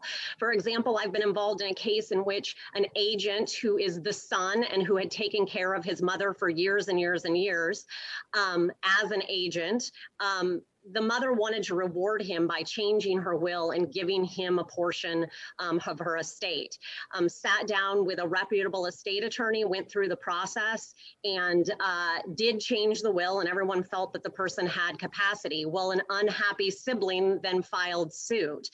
My concern is that was an example of a very innocent way that a will was changed, but the presumption arose in this scenario. I think it makes it difficult for a defendant to defend themselves in this type of situation because you're forced to prove a negative. No, I did not unduly influence. And I think to speak to your point as it relates to increased litigation, I think we need to be careful in Virginia. What we do not want to do is overturn valid wills. And I think what we're doing with this type of litigation is unfortunately increasing will contests, making it easier for a plaintiff to file suit. And I don't think that's what we want in Virginia. I think we have a long history of wanting to uphold the testator's intent. Mr. Chairman, brief follow-up. Senator Morrissey. Thank you, Mr. Chairman. Ma'am, and with regard to your last scenario where the elderly mother wanted to reward the child that was a caregiver, she did the right thing. She got an attorney. I'm certainly son had an attorney. And that case, if the burden had been shifted, would be very easy for the son, who was now the beneficiary, to show and demonstrate with the burden on him that this was the intent of mom. I'm more concerned about the 90-year-old woman who has demonstrated a pattern over decades of not wanting that child to benefit, and then all of the sudden, child gets with mom. There's no outside attorney for mom, and that undue influence has been shown, and now the will benefits son. And you haven't given me any reason why we shouldn't shift that burden to son to explain why, after decades, mom didn't want to benefit him, and now suddenly she does. That's the scenario that I'm concerned about. Senator Morrissey, I respect your position, and I certainly understand the concern, having been on both sides of the aisle on this type of litigation. I think, unfortunately, the bill is not clear once the burden of proof shifts to the defendant after the presumption is raised under the proposed legislation. It's not clear on what the quantum of proof is either, so I have concerns that once the burden shifts to the defendant, that the defendant may be required to prove by clear and convincing evidence that they did not unduly influence the testator. That's concerning to me because, as Senator Obenshain indicated, that fraud is generally proved through circumstantial evidence. So can the innocent scenario. I think we have long-standing litigation and long-standing case law that addresses these issues and makes it perfectly acceptable for either side to prevail under existing law, and that my concern is that this new law would shift it unnecessarily to the defendant. Thank you, Mr. Chair. Other members. Mr. Chair. Chair, can I have one 30-second question of the patron? Very quickly, Senator Morrissey. Thank you. Very quickly. Senator Obenshain, can you address, I'm only concerned about that last point, the quantum of proof necessary. Would you address that? Are we talking about a preponderance of evidence or clear and convincing? What it is still necessary for the contestant to prove their case by clear and convincing evidence. That obligation does not disappear with the shifting of the burden of persuasion. It absolutely still exists. And I would point out also that the way that the Supreme Court has articulated this test, that the representative from the Virginia State Bar, I would say, overstates the ability to obtain that presumption. Under Parsons versus Miller, the Supreme Court said basically that presumption, it arises, and the slightest little prick of that bubble makes the presumption just completely go away. And it gives examples. If an attorney drafted that will, that may be enough to prick that bubble and make it disappear.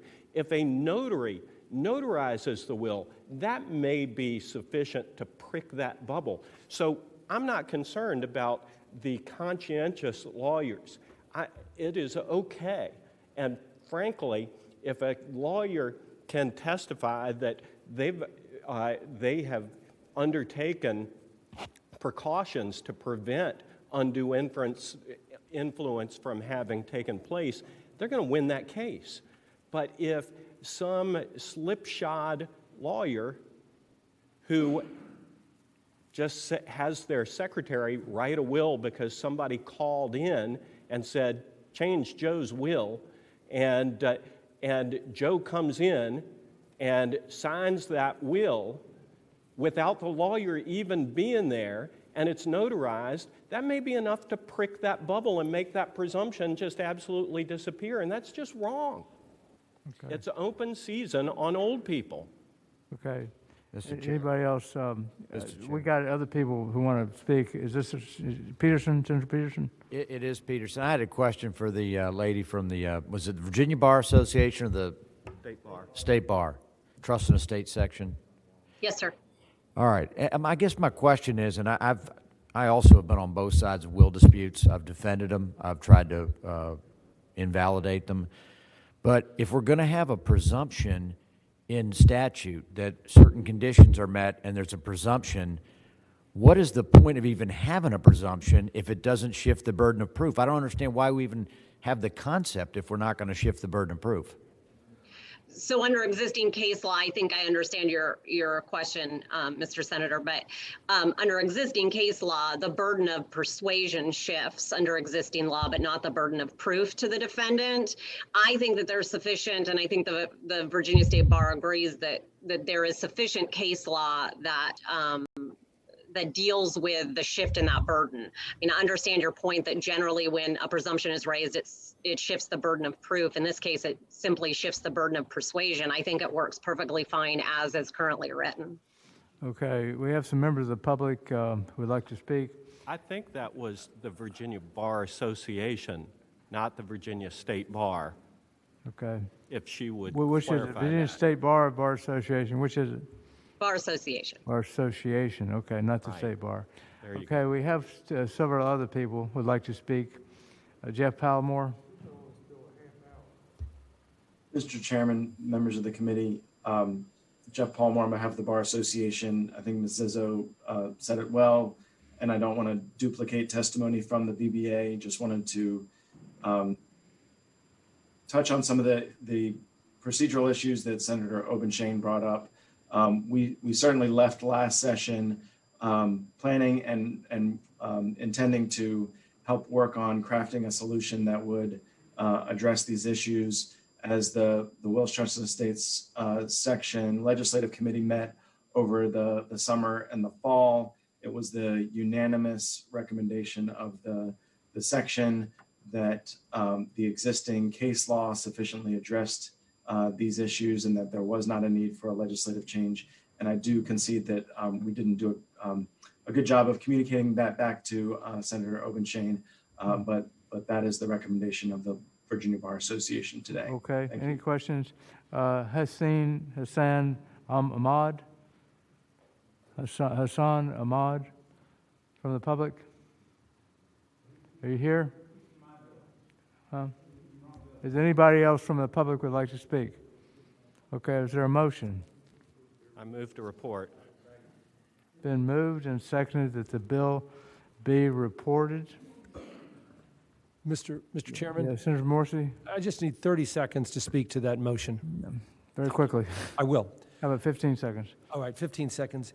If we all agree that the Supreme Court test where you're trying to establish undue influence works, if we don't have this bill, there is no teeth to that undue influence.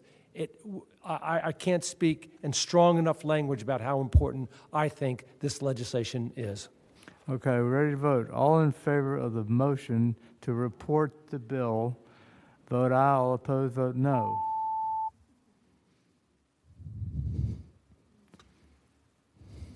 Ayes 13, noes 1. Ayes 13, noes 1. Looks like the 13 wins. The bill passes. Thank you. Okay, move on to the second one. Senator Obenshain, Senate Bill 1124 removes the requirement, adds a requirement that the witness to a will be disinterested as defined in the bill. Senator Obenshain, 1124. Mr. Chairman, can I ask the indulgence of the chair and ask this to go by for the day? This again was a bill that was introduced last year, and the bar asked to work with me about this or to discuss it. And last night I received their comments and just haven't had an opportunity to process them. Okay, without objection, Senate Bill 1124 go by for the day. Okay, without objection. Okay, now we move on to the main issue. I think the big issue today is who's going to win the national championship in football, right? But we're not taking wagers on that. But seriously, we have the death penalty issue. Senator Sherrill, 1165. He can speak, and then we're going to have the public. I think a number of people would like to speak. We'll give, without objection, 10 minutes to each side. That's 20 minutes entirely, 10 minutes each side. And I'm going to turn it over temporarily to Senator Deeds.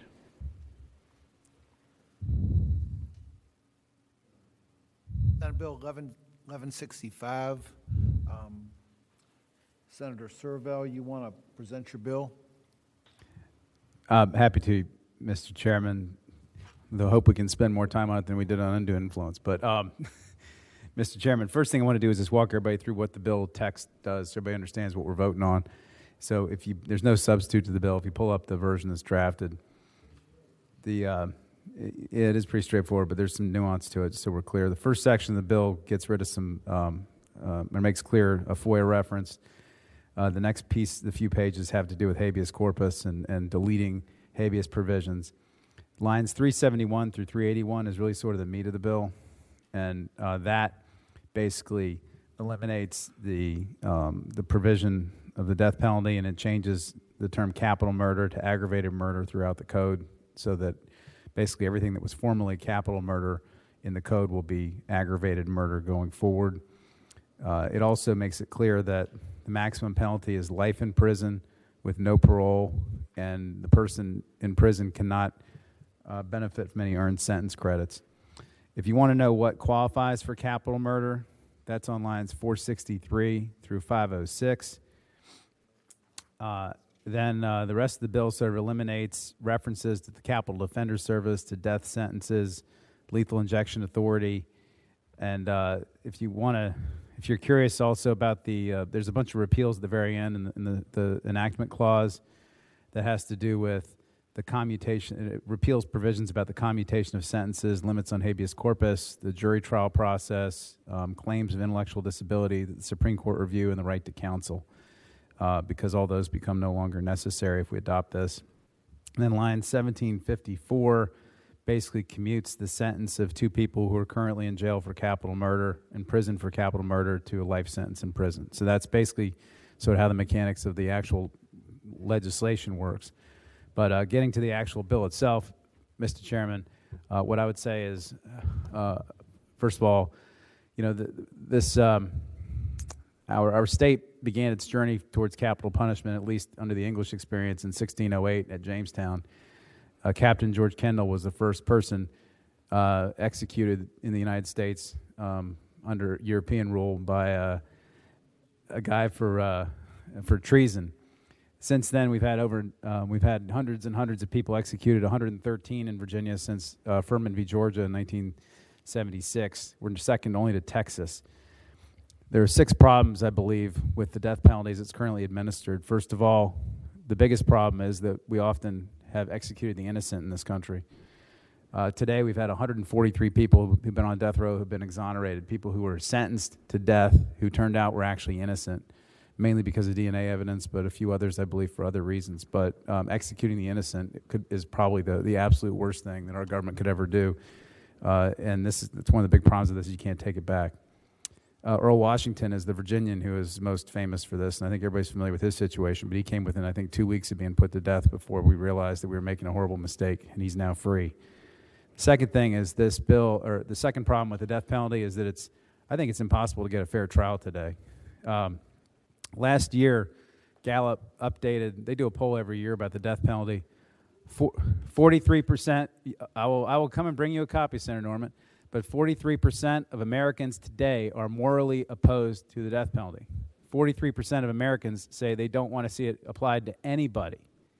60%, when polled, say they think a life sentence is a better remedy for murder, a better punishment than murder. And I don't know how anybody is supposed to get a fair trial when 43% of the public is excluded from their jury because they think there's an immoral punishment involved. And if you're entitled to a constitutional trial jury of your peers, and 43% of your peers, at least nationally, are excluded from the jury, probably higher than that in Virginia, can't even sit on the jury. I don't know how you're supposed to get a fair jury under our Constitution. That's the second problem. Third problem, I think if you look who we stand with internationally, it's become embarrassing. China executes the most people of anybody in the world. Next is Iran, Saudi Arabia, Iraq, Egypt, and we stand right between Egypt and Pakistan, Somalia right after that. And there's not a single Western industrialized country that still engages in this practice. America stands alone on this. And in fact, we were passed for a couple of years by ISIS. But, fortunately, they don't exist anymore. ISIS was leading the world for a while. But, these are the kinds of people who we stand with as we continue to engage in this practice. The fourth problem I would identify is equity. There was a good op-ed in the Virginian Pilot, I believe 2 days ago, by 4 black ministers from around the state who talked about the death penalty's long connection with racial oppression and how it became popular at a certain point in time. I would also point out that you're much more likely, all kinds of evidence points, you're much more likely to get the death sentence in this country if you're poor, if you're not white, especially if you killed somebody who is white, if you have diminished intelligence, if you have brain injury, or you're mentally ill. Our system has never properly accounted for those types of problems. The fifth thing I would say is that administering this punishment is insanely expensive. Virginia right now spends $3.9 million on our Capital Defender Service every year, and that does not include the costs we spend on expert witnesses, which are paid outside of that budget. It also does not monetize the amount of time that's spent by prosecutors, attorneys general, judges, clerks, police officers, and jurors sitting administering these types of sentences. This is an extraordinarily expensive way to invest our public resources that could be better spent in other ways that would deter and prevent less crime and less people getting harmed. And the last point I would make, Mr. Chairman, is that I believe that the way this system is being administered today with a lethal injection cocktail, which is largely secret, I don't think really fully appreciate how it works, to me is kind of abhorrent. I know we made a little bit of progress restoring some transparency to the lethal injection cocktail last session, but our system has put itself into pretzels trying to figure out a way to continue to do this in accordance with our existing principles of transparency, due process, and what Americans expect, and it's becoming increasingly impossible to do it. So, Mr. President, I would hope that we today could stand with 60% of Americans who don't think this is a worthwhile punishment to use anymore, and we could repeal this from our code. I'm happy to take any questions, but I know there's a lot of people that want to testify. Any questions of the speaker, of the sponsor? There are a number of people, I'm going to start 10 minutes each side. Would those raise your hand who support the bill and oppose the death penalty? Raise your hand. And how many do we have, you think? If you would like to, you get 10 minutes aside. For those that oppose the death penalty and support the bill, start speaking. Who's first?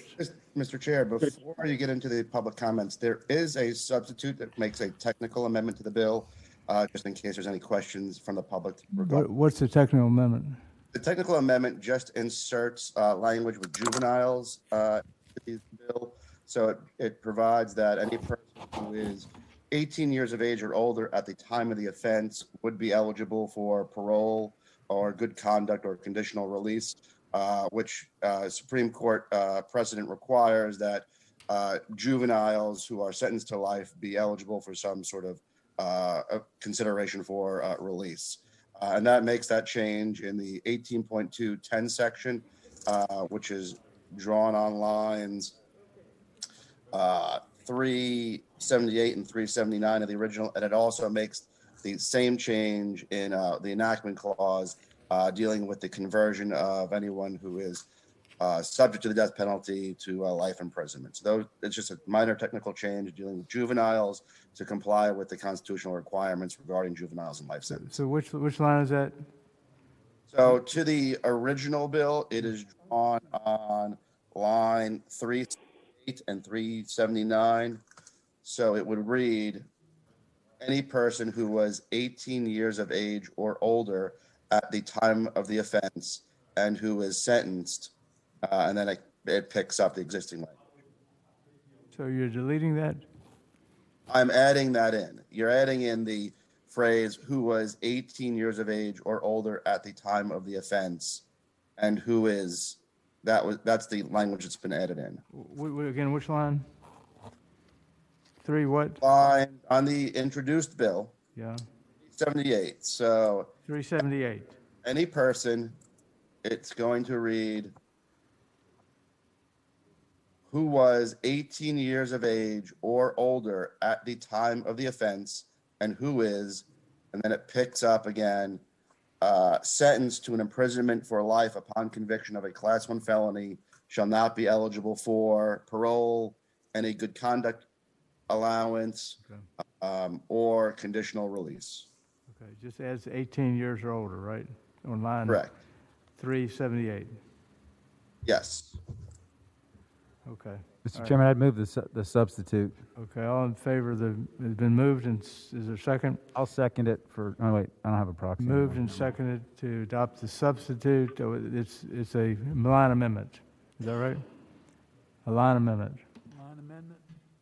Mr. Chairman, because the bill has a correct tax statement, it has to be a substitute, Okay. but the substitute just makes 2 minor amendments. So it is a substitute, but the substitute is limited to that. Okay. All in favor of adopting the substitute? It's been moved and seconded to adopt the substitute. All in favor say aye. Aye. All opposed, no. Okay. Well, no, call the roll. All in favor of the substitute? Huh? One no. Yeah, okay. All right, only one no, okay. The voice vote, the substitute is adopted with 1 no, I believe. Okay. Yeah, all right, now we have the substitute in front of us. Who would like to go first? Who supports the bill? Again, starting now, 10 minutes on each side. Mr. Chairman, the Governor's Counsel, Rita Davis is on the line. Okay, Make sure Rita to go first. Davis, the Governor's Counsel. Rita, welcome.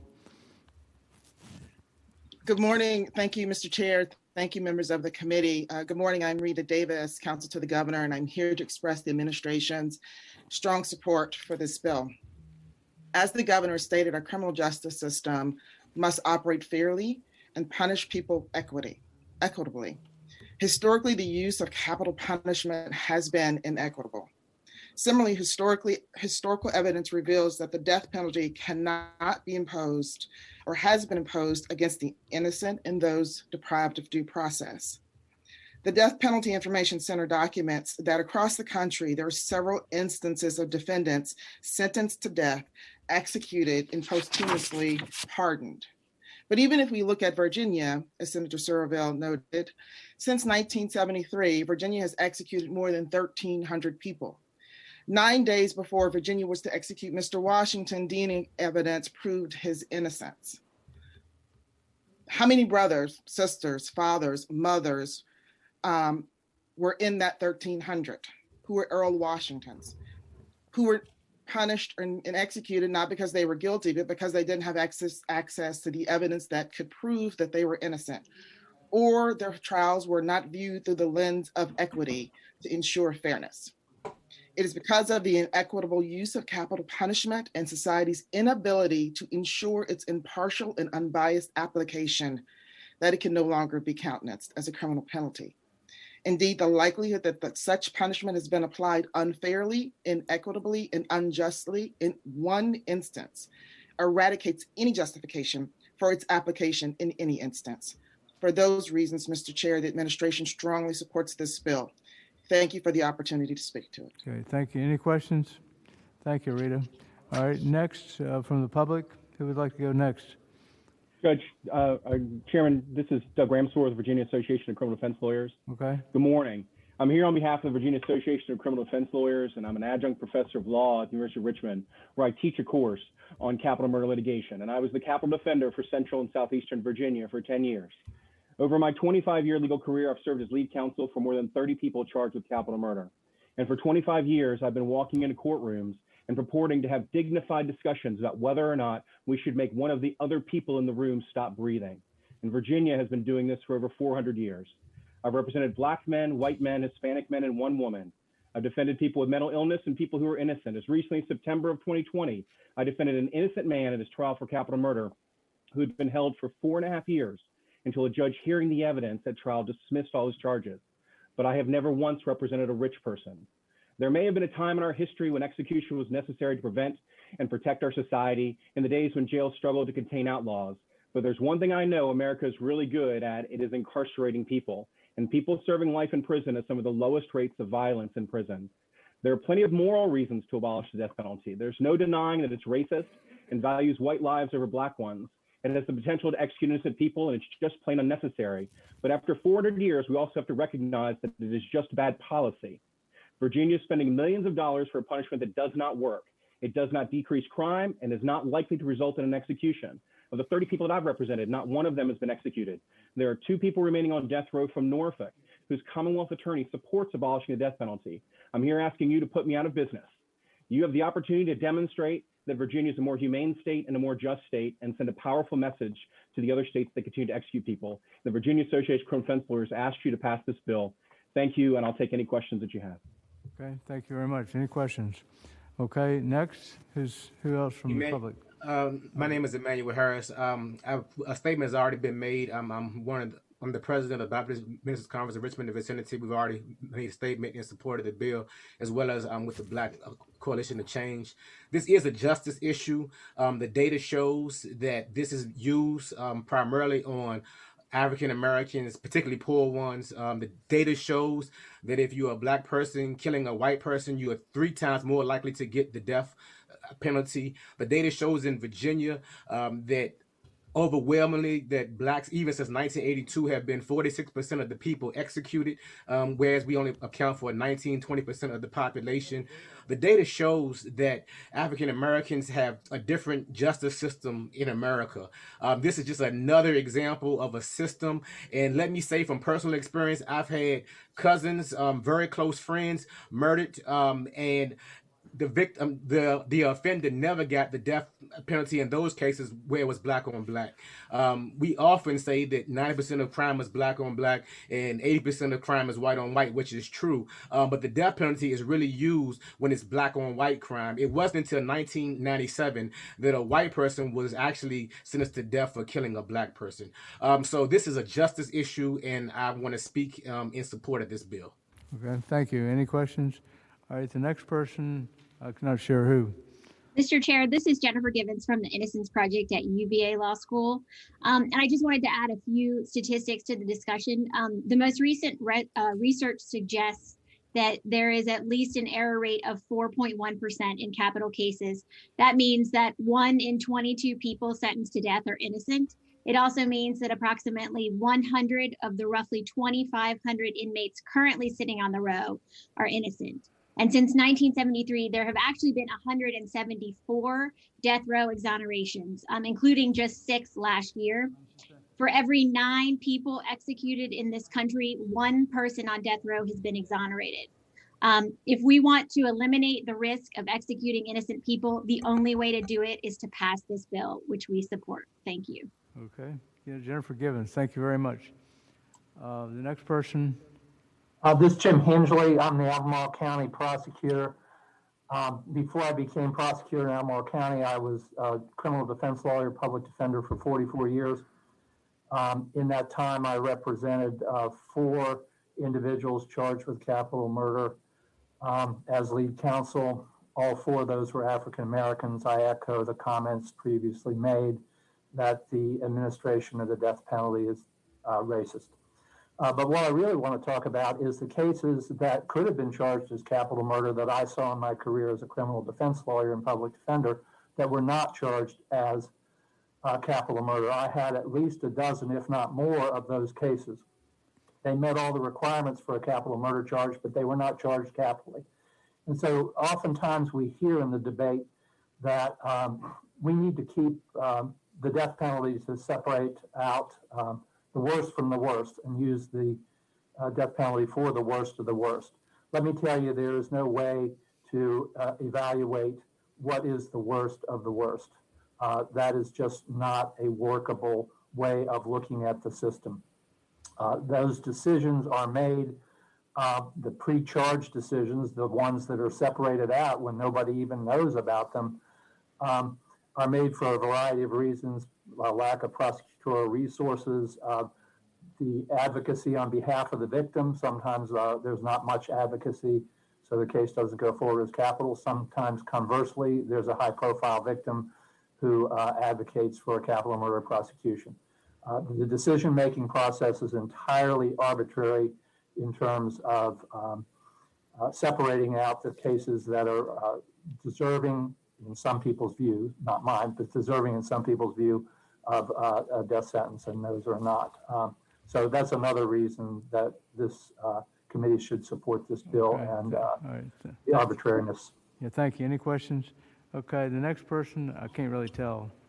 Good morning, Mr. Chairman, and members of the committee. I am Reverend Lakeisha Cook, here on behalf of Virginia Interfaith Center, which represents over 20,000 people of faith across the Commonwealth. On the day that we pause to celebrate our justice warrior, Dr. Martin Luther King Jr., I want to share this. When Dr. King was asked about capital punishment, he responded, "I do not believe that God would approve of the death penalty for any crime, rape, and murder included. Capital punishment is against the better judgment of modern criminology, and above all, against the highest expression of love in the nature of God. We fully support abolition of the death penalty." Thank you so much for allowing me time to share. Okay, thank you very much. Any questions? Who would be next? And I can't tell. Good morning, Mr. Chairman and members of the Senate Judiciary Committee. My name is Eli Jones. I'm a third-year law student at the University of Virginia School of Law and a member of the State and Local Government Policy Clinic under Professor Andy Block. I'm here to testify in favor of the bill, but these views are mine and not the views of the law school or the university. But if the Commonwealth were to abolish the death penalty this year, we wouldn't be alone. Virginia's consideration of abolition follows a trend of other states across the country, showing that we see this practice as outdated more and more. In the past 20 years, 7 states have abolished the death penalty via legislation, and 3 more states have actually found the death penalty unconstitutional in their state Supreme Courts. In addition to that, the governors of Oregon, Pennsylvania, and California all have imposed moratoria on the practice of capital punishment, which additionally sort of shows that we're more and more viewing this nationally as an outdated practice. Even in Virginia, the practice of sentencing defendants to death has faded away. The last time someone was sentenced to death was 10 years ago. And as of today, there are only 2 people on our death row.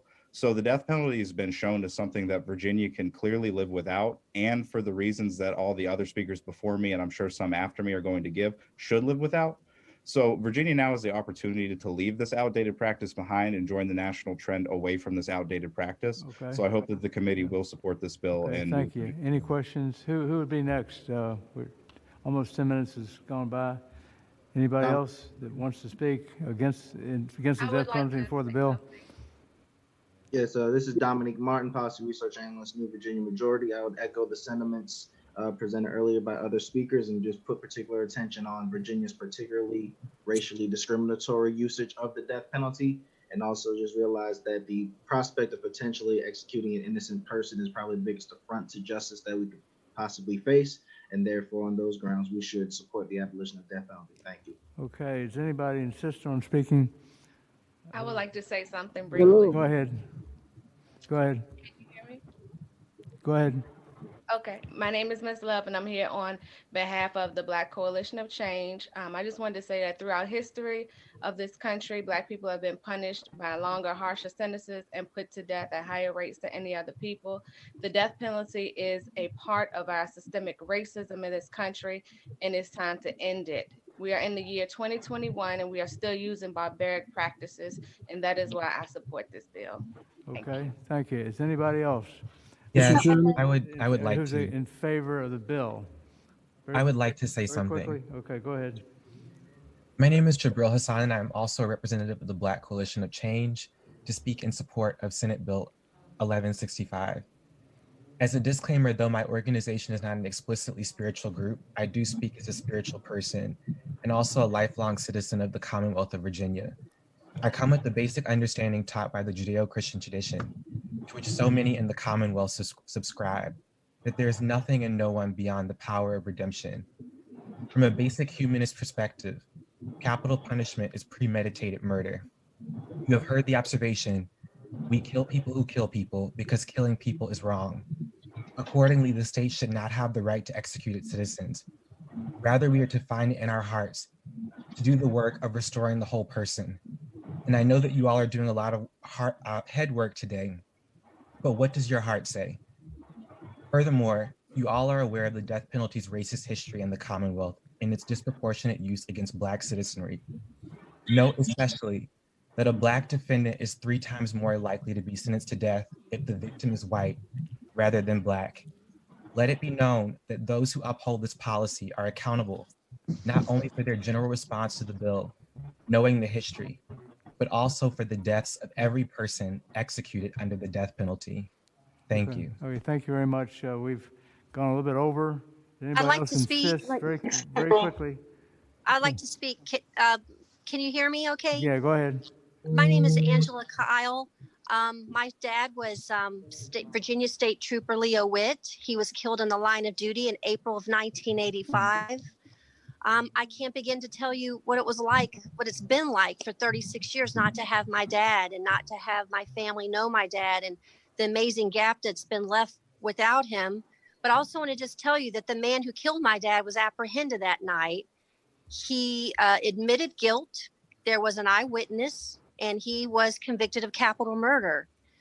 Now, even with his, admitting guilt, many years went by, and over those many years, I wondered, will I feel better if he's executed? And I really went back and forth on that. But eventually, he was executed. An amazing load went off. My nightmare stopped. And, in listening to what people say, and we talk about second chances, some people's second chances are how they spend their last days on death row. He had a chance to talk to his creator. He had a chance to talk to God. And my dad did not get that chance. His life was stopped. Okay, thank you. I'd like to add in favor. Now, there are 3 other people. Very brief. Give it 30 seconds each. We've gone over. Go ahead. I'd like to add in favor. I'm one of the 43% of Americans Senator Suravel described who are morally opposed to the death penalty for anyone, no matter the crime or act. And I say this as a woman, as a mother of 2 children. I've seen people who have been victims of violence in my community, in my inner circle of friends and family.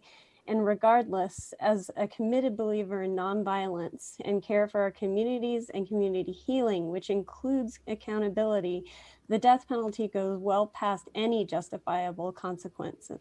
This is state-sanctioned murder, and we remove any chance for restitution or correction of mistakes, which people have demonstrated how many have been killed and then found to be innocent. Even 1 is way too many.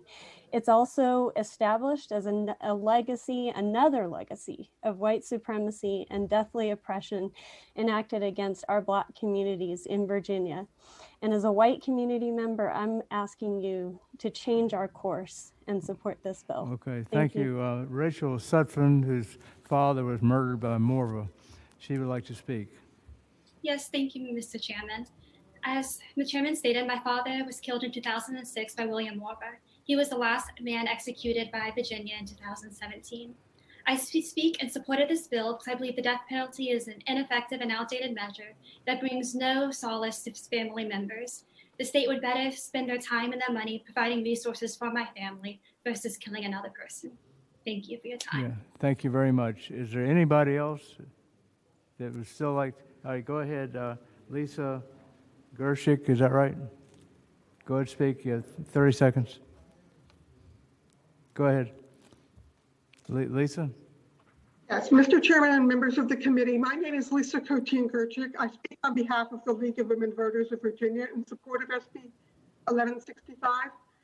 Capital punishment violates the ban on cruel and unusual punishment in the 8th Amendment to the United States Constitution, as well as the equal protection and due process clauses of the 14th Amendment. Imposition of a death sentence depends to a significant extent upon the effectiveness of counsel, the race of the victim, and the circumstances of the defendant. As a result, some guilty parties are condemned to death while others receive a lesser sentence. What is worse, innocent people have been convicted and executed.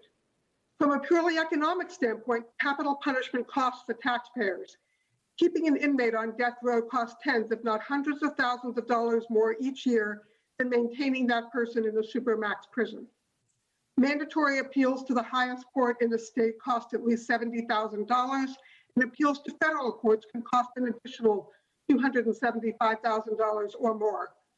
Drawn-out legal proceedings waste the time and energy of the courts. A lack of closure exhausts and inflicts pain on the families of the victims.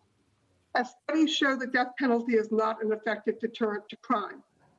The death penalty is immoral. A just society should not use death as a punishment. Okay, thank you. Thank you very much. We'll give the other side. Is there anybody on the proponent side? Hello? Insist on speaking? Mr. Chairman, Yeah, this go is Tom Accorcio with the Virginia Catholic Conference, and we would just like to express our support for the bill. Thank you.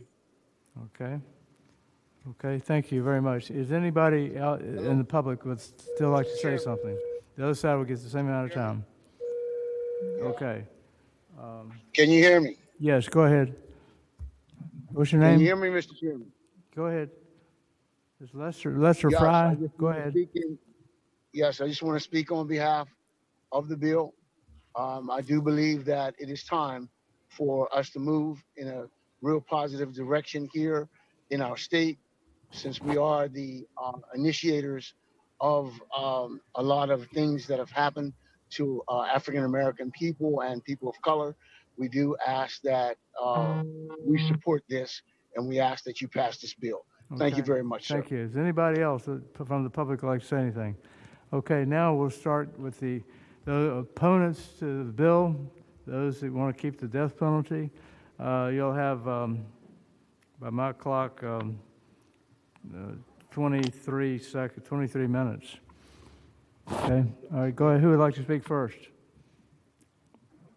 Mr. Chairman, Wayne Huggins with Yeah. the State Police Yes, Association. yes, Wayne, thank you. Thank you, Mr. Chairman. With all due respect to those people who've already spoken, we categorically oppose this bill. You may recall that in May of 2017, Special Agent Mike Walters, while patrolling the city of Richmond, was shot and killed. His murderer was apprehended, sentenced to capital murder, and received 36 years. So in response to Senator Survell's that 60% of the people support life in prison, Mike Walters' killer will not serve life in prison. To the contrary, he will get out when Special Agent Mike Walters' children are barely adults, because they were very young children when he was murdered. Just last year, we saw a convicted murder of a Richmond police officer who was released after 40 years. Not only are they not getting the death sentence, they're not even getting life in prison. Life no longer means life. 2 years ago, in response to the sentencing of Mike Walters' killer, then Senator Carrico introduced a bill that passed the Senate by a vote of 35-5, passed the House by a vote of 95-5, and was signed by the governor, that made it clear that a person convicted of capital murder of a police officer would get either death or nothing less than life in prison. Not only are we talking, of course, today we're talking about the death penalty, but in other discussions, we're talking about eliminating mandatory minimums. The parole system is allowing these people to go free. None of these crimes, the death penalty was not adopted in Virginia for all of the 270 or so crimes that carry a possible death sentence, but rather they were done incrementally. We think a more prudent approach to this issue would be to go crime by crime, because clearly there are those crimes that are more horrific than others. For all of these reasons, we are opposed to the death penalty, particularly as it relates to capital murder of a police officer. Any person who will murder a police officer will murder any member of society, and we think they ought to be dealt with the most harshly. Again, we oppose this measure. Thank you, sir. Okay, thank you, Wayne. All right, who's next? I would Chairman. like to speak. You go ahead. Vic, who's this? Vic Nichols. Vic I Nichols. apologize. My video is not working. Okay, go In ahead. the 18, thank you. In the 18-month period that began in January 2019, 16 juveniles in Franklin County, Ohio have been charged with delinquency murder or reckless homicide and one with attempted murder. All but one of those deaths were caused by guns, which are obviously illegally obtained. 7 of those who died were juveniles. 4 of them were 14-year-olds.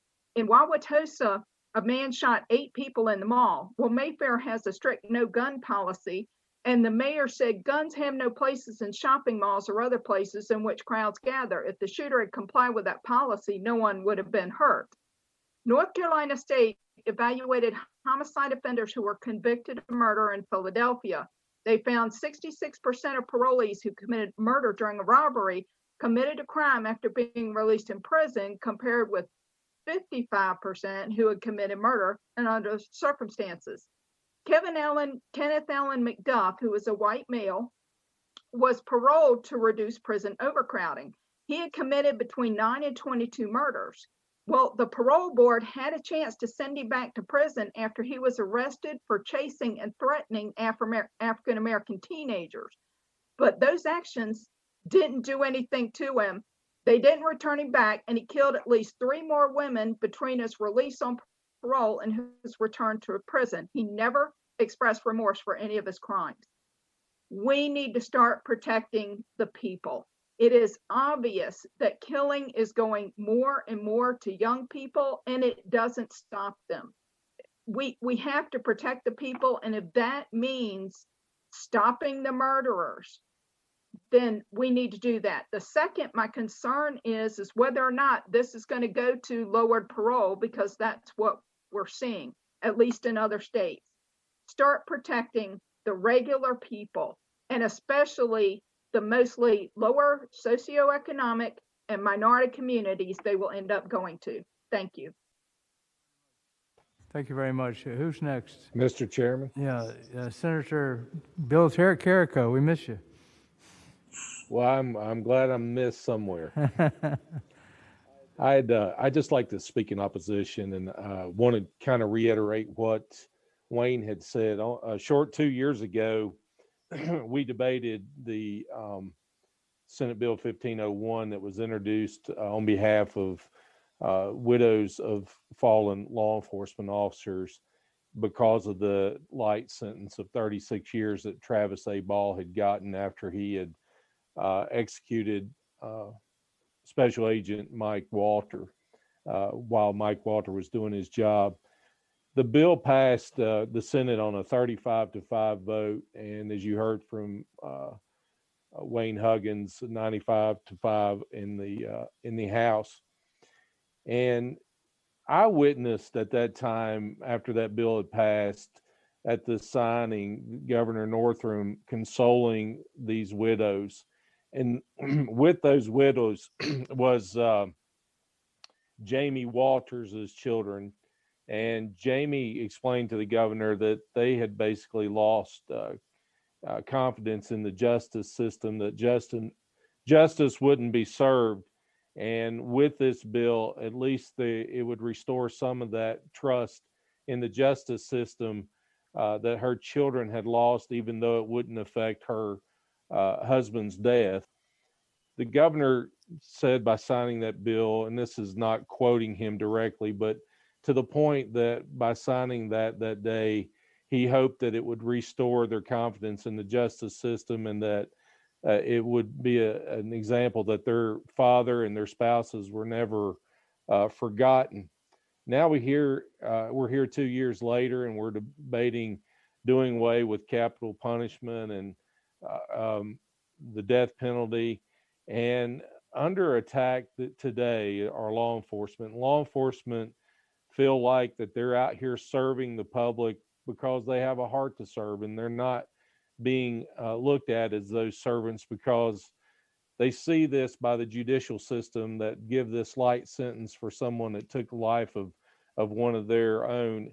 Now they're seeing the legislative branch moving to take these punishments away, and the executive branch supporting that. So they feel none of the three branches of government are really looking out for their better behalf.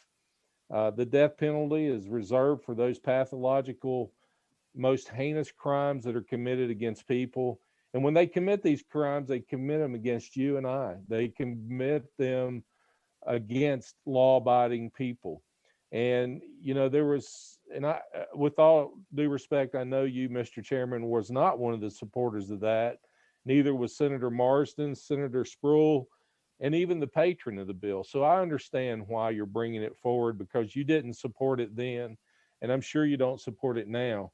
And then there's some new members of the Senate, Senator Kiggins, Senator John Bell, and Senator Morrissey, that, you know, they weren't there in the Senate when this was debated. Senator Pillion would be the only one because he carried it on the House side. But if it was something that 2 years ago that we all felt was very important to show our law enforcement community, if they're out there sacrificing their lives trying to help you and I, then it's something that we need to take a good hard look at. If you do go down this road, at least put a provision that law enforcement are not out there alone, and that their families don't have to feel like this, that their families can feel like you have their backs, and that anybody that takes that attack out on law enforcement, then the penalty is going to be death, because it will just make an open season on law enforcement if we don't do something. Consider just recently what happened at the Capitol in D.C., where the Capitol police officer was hit in the head with the fire hydrant and died from that. That was wrong. Everything about that was wrong. And, you know, the thing that I feel that will happen is they'll go after this gentleman with the death penalty. But yet in Virginia, we're going to say to police officers who was our troopers that stormed that Capitol building, that ran that crowd out, that we're not going to help you.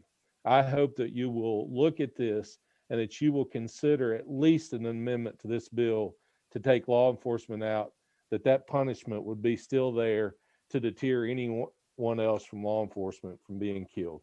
Thank you, Mr. Chairman, and I miss you guys too. But on days like this, I'm glad I'm home. Good to hear from you, Senator. Okay, next person opposing the bill. Who's next? Michelle Diermeyer. Yes, sir. Good morning. Okay.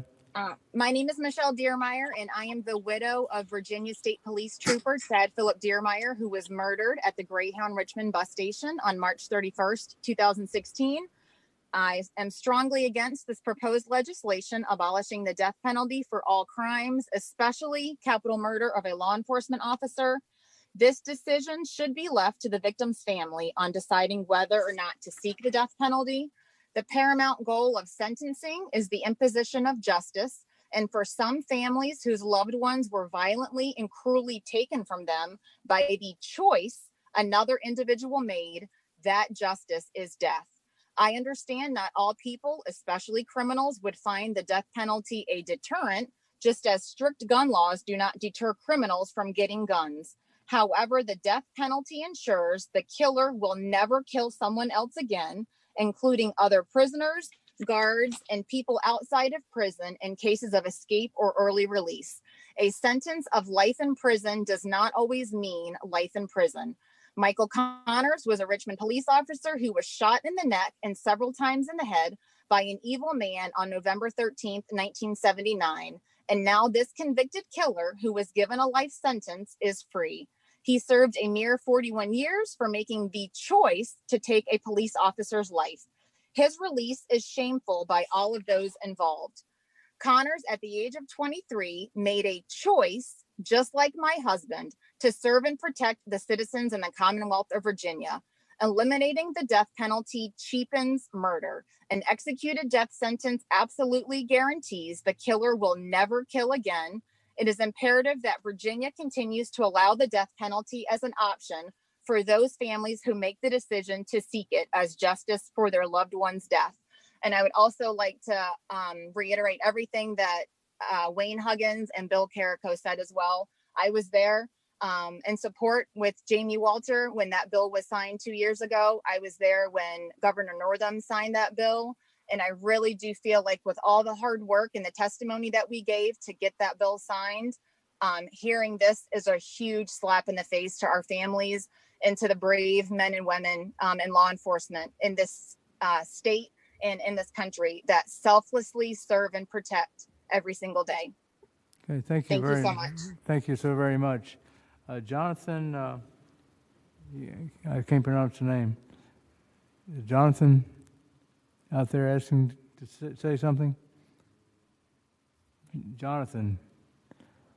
Okay, if not, yes, Mr. Chairman. Go ahead. We are actually supportive of the bill. So, Jonathan Iglesias with the Virginia Sexual and Domestic Violence Action Alliance. Okay. As many of you know, our mission is to create a Virginia free from sexual and domestic violence. And we believe that the existence of the death penalty for any crime perpetuates the use of violence to exert control. And so we are in support of abolishing it. Thank you. Okay, thank you. I'm sorry. Okay, Angela Kyle, is that right? Angela Kyle.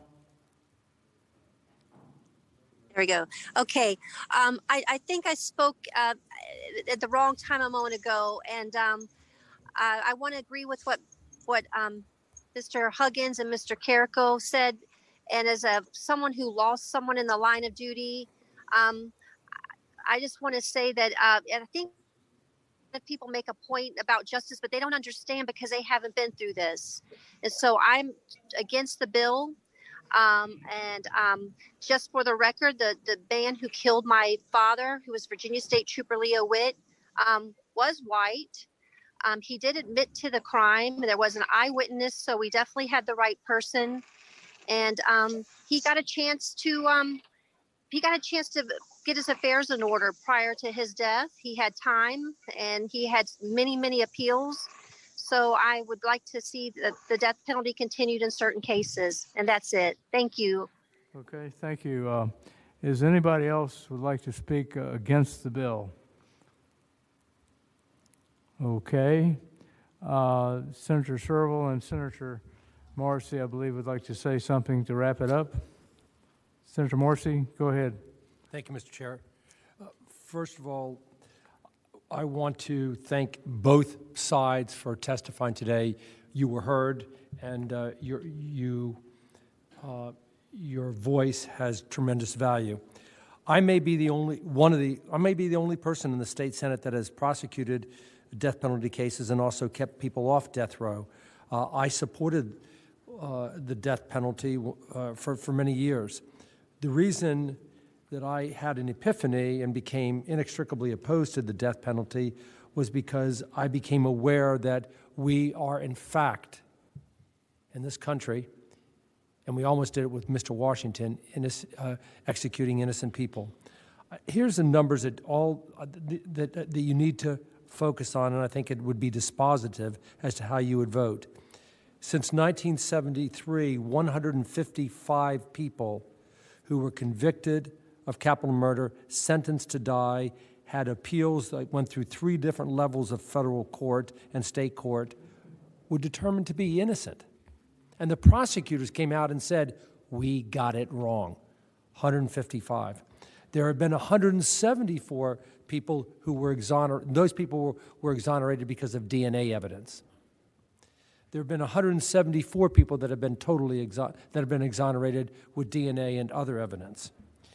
Ms. Givens said that the error rate was 4.1%. I had no idea it was that high. But here's an important point.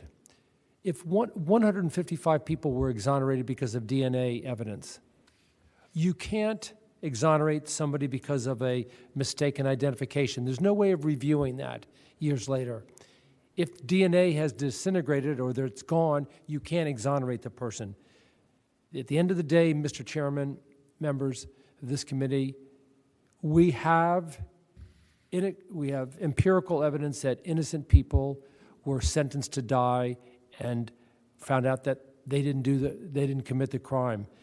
We can't continue to execute people in this country and in the Commonwealth with that type of error rate.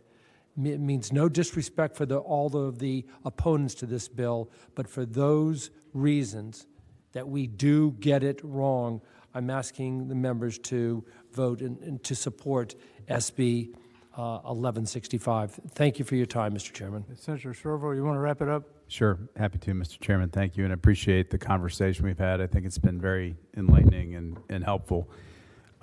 First of all, I want to address some of the things that I heard in the testimony opposing the bill.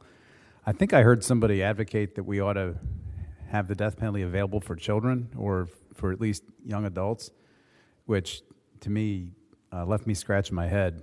I think it's important to remember where the Supreme Court of the United States has taken us on this over the last 3 decades. In 1987, the United States Supreme Court in Schumann held that the death penalty cannot be a mandatory punishment. It can only be administered with the consent of a jury. In 2002, the Atkins case, the U.S. Supreme Court, which is a conservative court, all these rest of these cases were all a conservative court, found that we're not, or held that it's unconstitutional, violates the Eighth Amendment to give the death penalty to somebody who was intellectually disabled. At the time, they used the term mentally retarded. In 2000 and in the Thompson case, which I think was in the early 2000s, the U.S. Supreme Court said we cannot execute anybody who committed a crime before the age of 15. Then in 2005, in the Roper case, they held we cannot execute somebody under the age of 18. In 2008, Kennedy versus Louisiana, the Supreme Court had said it was a violation of the Eighth Amendment to give somebody the death sentence for a non-homicidal offense, things like rape or I don't know what else it used to apply to in 2008. And then in 2019, just 2 years ago, the U.S. Supreme Court held that we cannot execute anybody who has suffering from dementia. That violates cruel and unusual punishment. I want to make clear that no one who supports this bill is anti-law enforcement or wants to do anything to put our law enforcement officers any further at risk. From my perspective, anybody who's dumb enough to take a shot at a law enforcement officer is probably asking to be killed. I mean, you're going up against somebody who's armed. And the idea that having a death penalty on the books is going to deter somebody who's that stupid or reckless or craven, I think, doesn't hold water with me. I don't think it deters people in those situations. And I also just want to make clear, lines 1754 to 58 of the bill specifically state that anybody who's currently on death row, the 2 people that are there today, will get life in prison, not eligible for parole, not eligible for in-sentence credits, and not eligible for geriatric parole. They are in jail forever. The cases that were cited earlier were people who were decided under our old system, our pre-parole system. They're not people who are in jail. They've been sentenced since 1995. And the last thing I would just say, Mr. Chairman, is, again, I didn't hear anybody in testifying in opposition really address this. But just remember who we stand with. I mean, the American justice system, Virginia's justice system, I don't think we aspire to stand with countries like Egypt or Pakistan or Saudi Arabia or ISIS. I think we aspire to lead the world in having a fair and humane justice system. And this piece, I think, is an important part that we need to move on from and join the rest of the world, at least the rest of the industrialized world, in not administering this punishment. I'd hope we support the bill. Mr. Chair. Is there a motion to report the substitute and re-refer to finance? Move to report and re-refer to finance. Mr. Chair. Moved and seconded that we report and re-refer to finance. Mr. Chair. Yeah, Senator Peterson, go Can I ahead. ask a question of the sponsor? Go ahead. Mr. Chair, I'd ask the sponsor, one of the principal points of the opponents to this bill is that there's no mechanism right now for ensuring that people that commit first-degree homicide of a law enforcement officer will actually receive life in prison. And in fact, there's legislation, I believe, proposed this year would erase all mandatory minimums. So all of the crimes that we have with murder with aggravating circumstances, murder with torture, multiple murders, murder of a law enforcement officer, if we get rid of mandatory minimums and we get rid of death penalty, what security can you give to me, to anybody else that cares about law enforcement, or anybody for that matter, that we're actually going to have some type of standard for sentencing people that commit these most heinous crimes? Thank you, Mr. Mr. Yeah, Chairman, Senator Sherrill. what I would say to the senator, Mr. Chairman, is I'm not carrying the mandatory minimum bill. I believe you are, but I was on the Crime Commission along with yourself and Senator Lucas, who vetted the mandatory minimum bill. I guess it was almost 2 weeks ago now, and my recollection of the Crime Commission recommendation was to carve out Class 1 felonies from the abolition of mandatory minimum sentences. And so all of the circumstances that Senator Peterson just described, I think, would still be mandatory life in prison, at least under the Crime Commission recommendation. I haven't seen the bill that you, Mr. Chairman, have introduced, because I don't think you've actually introduced it yet, but that, I believe, was the Crime Commission recommendation. I think that's correct. That is correct. Any other discussion? All right, the motion's on the floor. Mr. Yeah, Chairman. Senator Obenchain. I'm sorry. Yeah, I'm sorry that nobody over here on this side of the aisle was able to participate in that discussion in the Crime Commission, because nobody on this side of the aisle is on the Crime Commission. It's composed entirely of Democrats, and you know, I think that bodies like that, by experience, benefit from diversity of opinion, which it doesn't have. But I would echo some of the concerns that are articulated by Senator Peterson, and note that once if this passes, then the only assurance that people are going to actually be kept in prison, the most dangerous among us, the worst of the worst, those who commit the horrible crimes that have traditionally met with a death sentence, is going to be the requirement that they serve life without parole. And I don't know whether I'm misreading it, but the assurances that have been given that life without parole is not under attack, I think ring a little hollow. So I see a bill that's been introduced this year that would eliminate life without parole. And I think that, you know, I've heard it before. I was born at night, but not last night. And I would suggest that I know what's coming. And if that bill doesn't pass this year, it's going to be back next year. And, you know, I think that this is a significant problem. Okay, any further discussion? The motion's on the floor. We've had almost an hour of discussion, if my clock is correct, public discussion as well as the committee's discussion. The motion's on the floor to report the substitute and re-refer to finance. Will the clerk call the roll? Vote aye if you support the bill, vote no if you don't.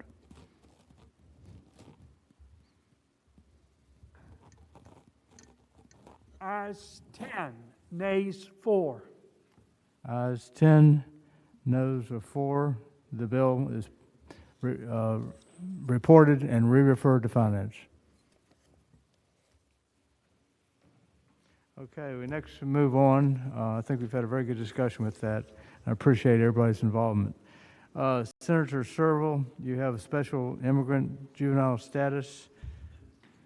Thank you, Mr. Chairman. This one should be a lot quicker and Senate Bill simpler. 1181. Thank you. So you all might remember back in 2019, we passed legislation that restored Virginia's juvenile court's authority to make certain factual findings that a child was abused, abandoned, or neglected for purposes of petitioning for a state or a federal benefit. That bill passed the state Senate 28-11, and the conference report on the bill, as a result of compromise with the House of Delegates, passed 38-1.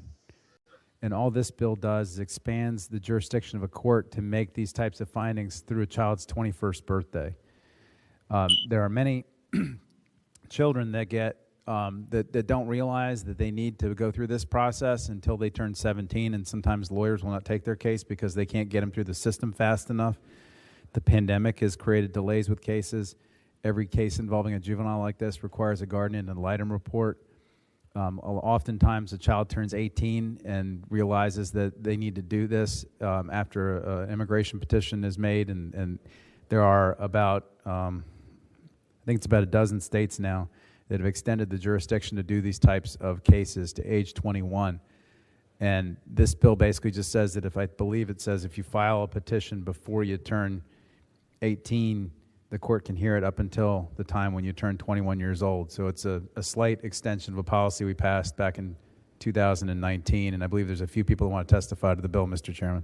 Okay, anybody in favor of supporting the bill? Any questions of the patron, first of all? Secondly, anybody in the public would like to speak in favor of the bill? Raise your hand. Okay, Hussein Hamad. Thank you. Good morning, members of the Judiciary. My name is Hassan Ahmed, and I'm a 14-year resident of Loudoun County, member of the Virginia State Bar, and have practiced immigration law for nearly 18 years, and I'm here to testify in strong support of SB 1181. The bill fixes a hole in the law by bringing state requirements closer in line to federal requirements. Federal law allows applying for SIJS by age 21, requiring these young people, as the Senator said, to obtain a state court predicate order before turning 18 creates a wholly unnecessary race against the clock for those lucky enough to know that they're in a race. I myself have had several clients unable to obtain that predicate order by their 18th birthday, and some of them had to move to different states where they could obtain that predicate order between the ages of 18 and 21. The states that have raised the age to 21 with various provisos include California, Colorado, Connecticut, DC, Hawaii, Maine, Maryland, Massachusetts, Mississippi, Nevada, New Jersey, New York, and Washington. The jurisdiction of J&DR courts to issue predicate orders was fixed, as Senator Serval stated, but the law still doesn't quite match up to the federal allowance. Maryland went through this realignment in 2014, and the same arguments apply in Virginia. This is a child welfare bill. It helps provide a responsible adult to a teenager during an at-risk time, reduces teen homelessness, provides a life rope to young people who are still trying to acclimate to a new life in America, and helps heal real trauma. Where a federal pathway exists, it is good policy for a state to provide an on-ramp to that pathway, and that's what SB 1181 does. Thank you. Okay, thank you very much. Raise your hands for who would like to speak in favor. Andrea Margonis, is that right? Yes, Andrea Mangonis. Thank you very much, Mr. Chairman and distinguished members of the committee. My name is Andrea Mangonis, and I am the managing attorney of the Washington, D.C. and Virginia Office of Kids in Need of Defense, or KIND. I support SB 1181 to extend jurisdiction of Virginia's Juvenile Domestic Relations Court for youth seeking special immigrant juvenile status related findings. KIND is a nonprofit organization that provides free legal and social services to unaccompanied immigrant children who come to the United States alone without a parent or guardian and who are facing deportation. KIND has been serving children living in Virginia since 2009 and in 2015 opened a Falls Church office. The DC Virginia office has screened over 1,000 Virginian immigrant children and matched 780 with free attorneys. We have extensive experience serving the population this bill will positively impact. Many unaccompanied children come to the US to flee violence, abuse, neglect, persecution, or exploitation. Accordingly, a large majority of those children qualify for legal remedies such as SIJS, which applies to youth up to age 21. SB 1181 will assist in starting to align Virginia law with federal law to maximize protections accorded to these vulnerable youth. KIND staff often encounters siblings in Virginia who made the dangerous journey to the United States together, fleeing for safety from the same exact parental abuse and neglect, and have to tell this family that the younger child, one of them, has a path to permanent status and stability in the United States. But the older child, just because she is 17 years old and won't be able to get an order from a J&DR court before her 18th birthday, does not have that same path, even though she is eligible for it under federal law. SB 1181 can be the difference between deportation and citizenship for that older sibling. Earlier in the discussion, the delays caused by COVID-19 in Virginia courts came up. Similarly, KIND is assisting a young man who filed a custody petition in March 2020. His first opportunity for a hearing is next week. Without a law like this, because he has already turned 18, he may be precluded from a lifetime of protection and status. KIND also has 11 field offices nationally and can firmly attest to the positive outcomes for clients in states with similar laws, as the person who testified previously spoke to. This law would serve the Commonwealth's interest in preventing further victimization of vulnerable youth, decreasing reliance on public resources, and maximizing positive community integration for immigrant youth who are already here and subject to the jurisdiction of the JNDR courts. Thank you very much. Okay, thank you. Amy Woolard, the Legal Aid Justice Center. Amy Woolard, if you're there. All right, who else would like to speak? Raise your hand in favor of the bill. Woolard's not on. Huh? Excuse me. Amy Woolard's not on, All right.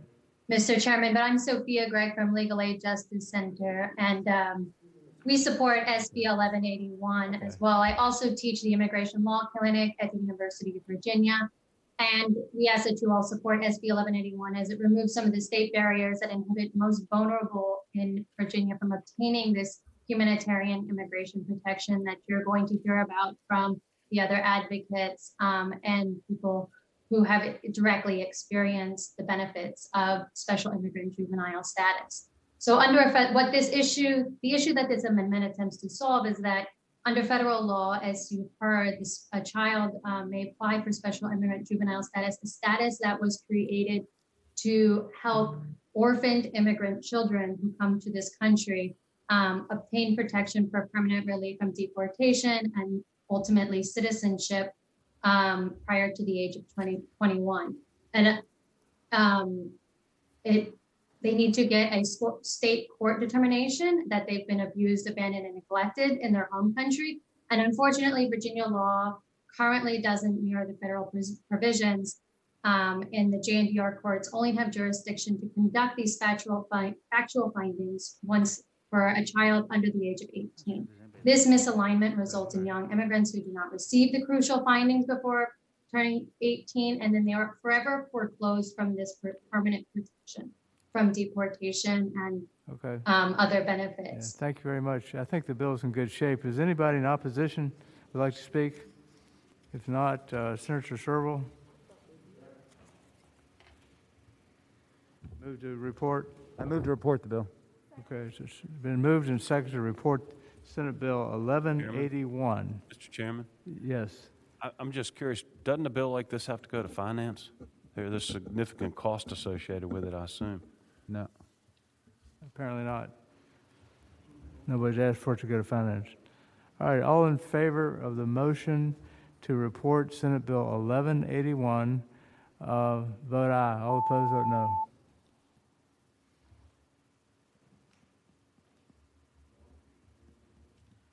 Ayes 9, nays 4. Ayes 9, nays 4. The bill is reported. Moving on to Senate Bill 1168, Senator Lucas's bill. Thank you, involving Mr. Chairman. Abused and neglected children. Thank you, Mr. Chairman.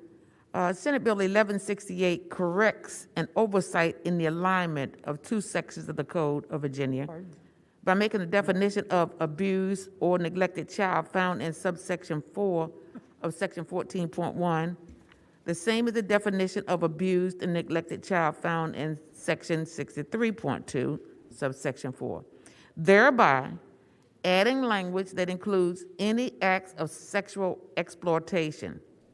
Furthermore, Senate Bill 1168 revises subsection 2 of section 16.1 and section 63.2, providing the legal requirements to determine whether a parent or legal custodian has refused to provide necessary care for a child from refusing a particular medical treatment for a child with a life-threatening condition.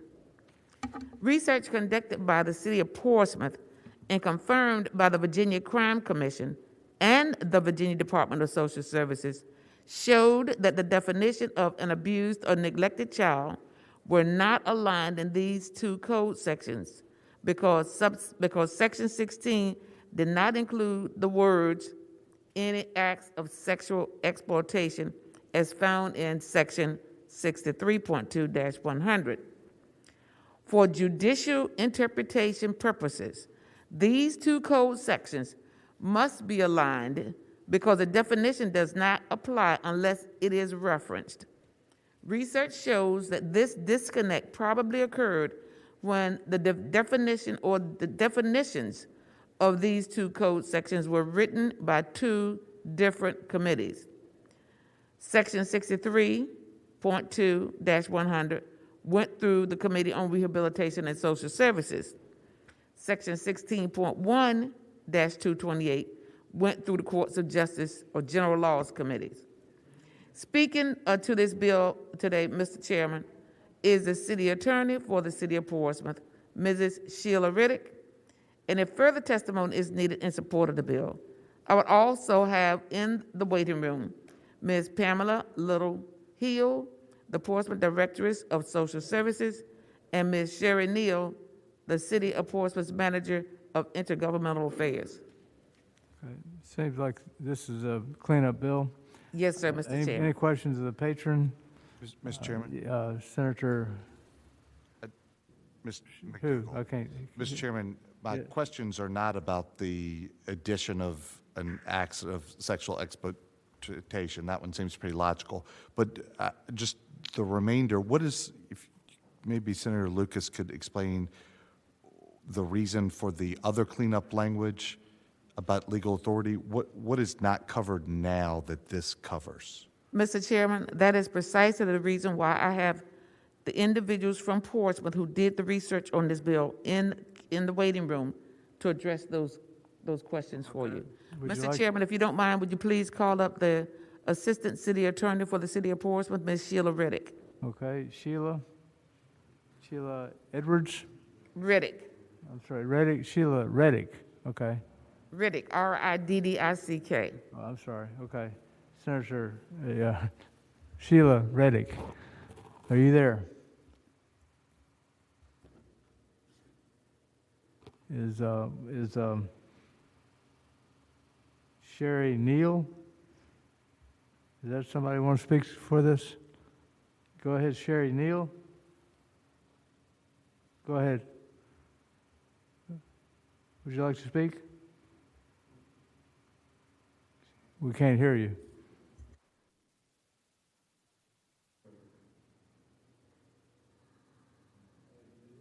I think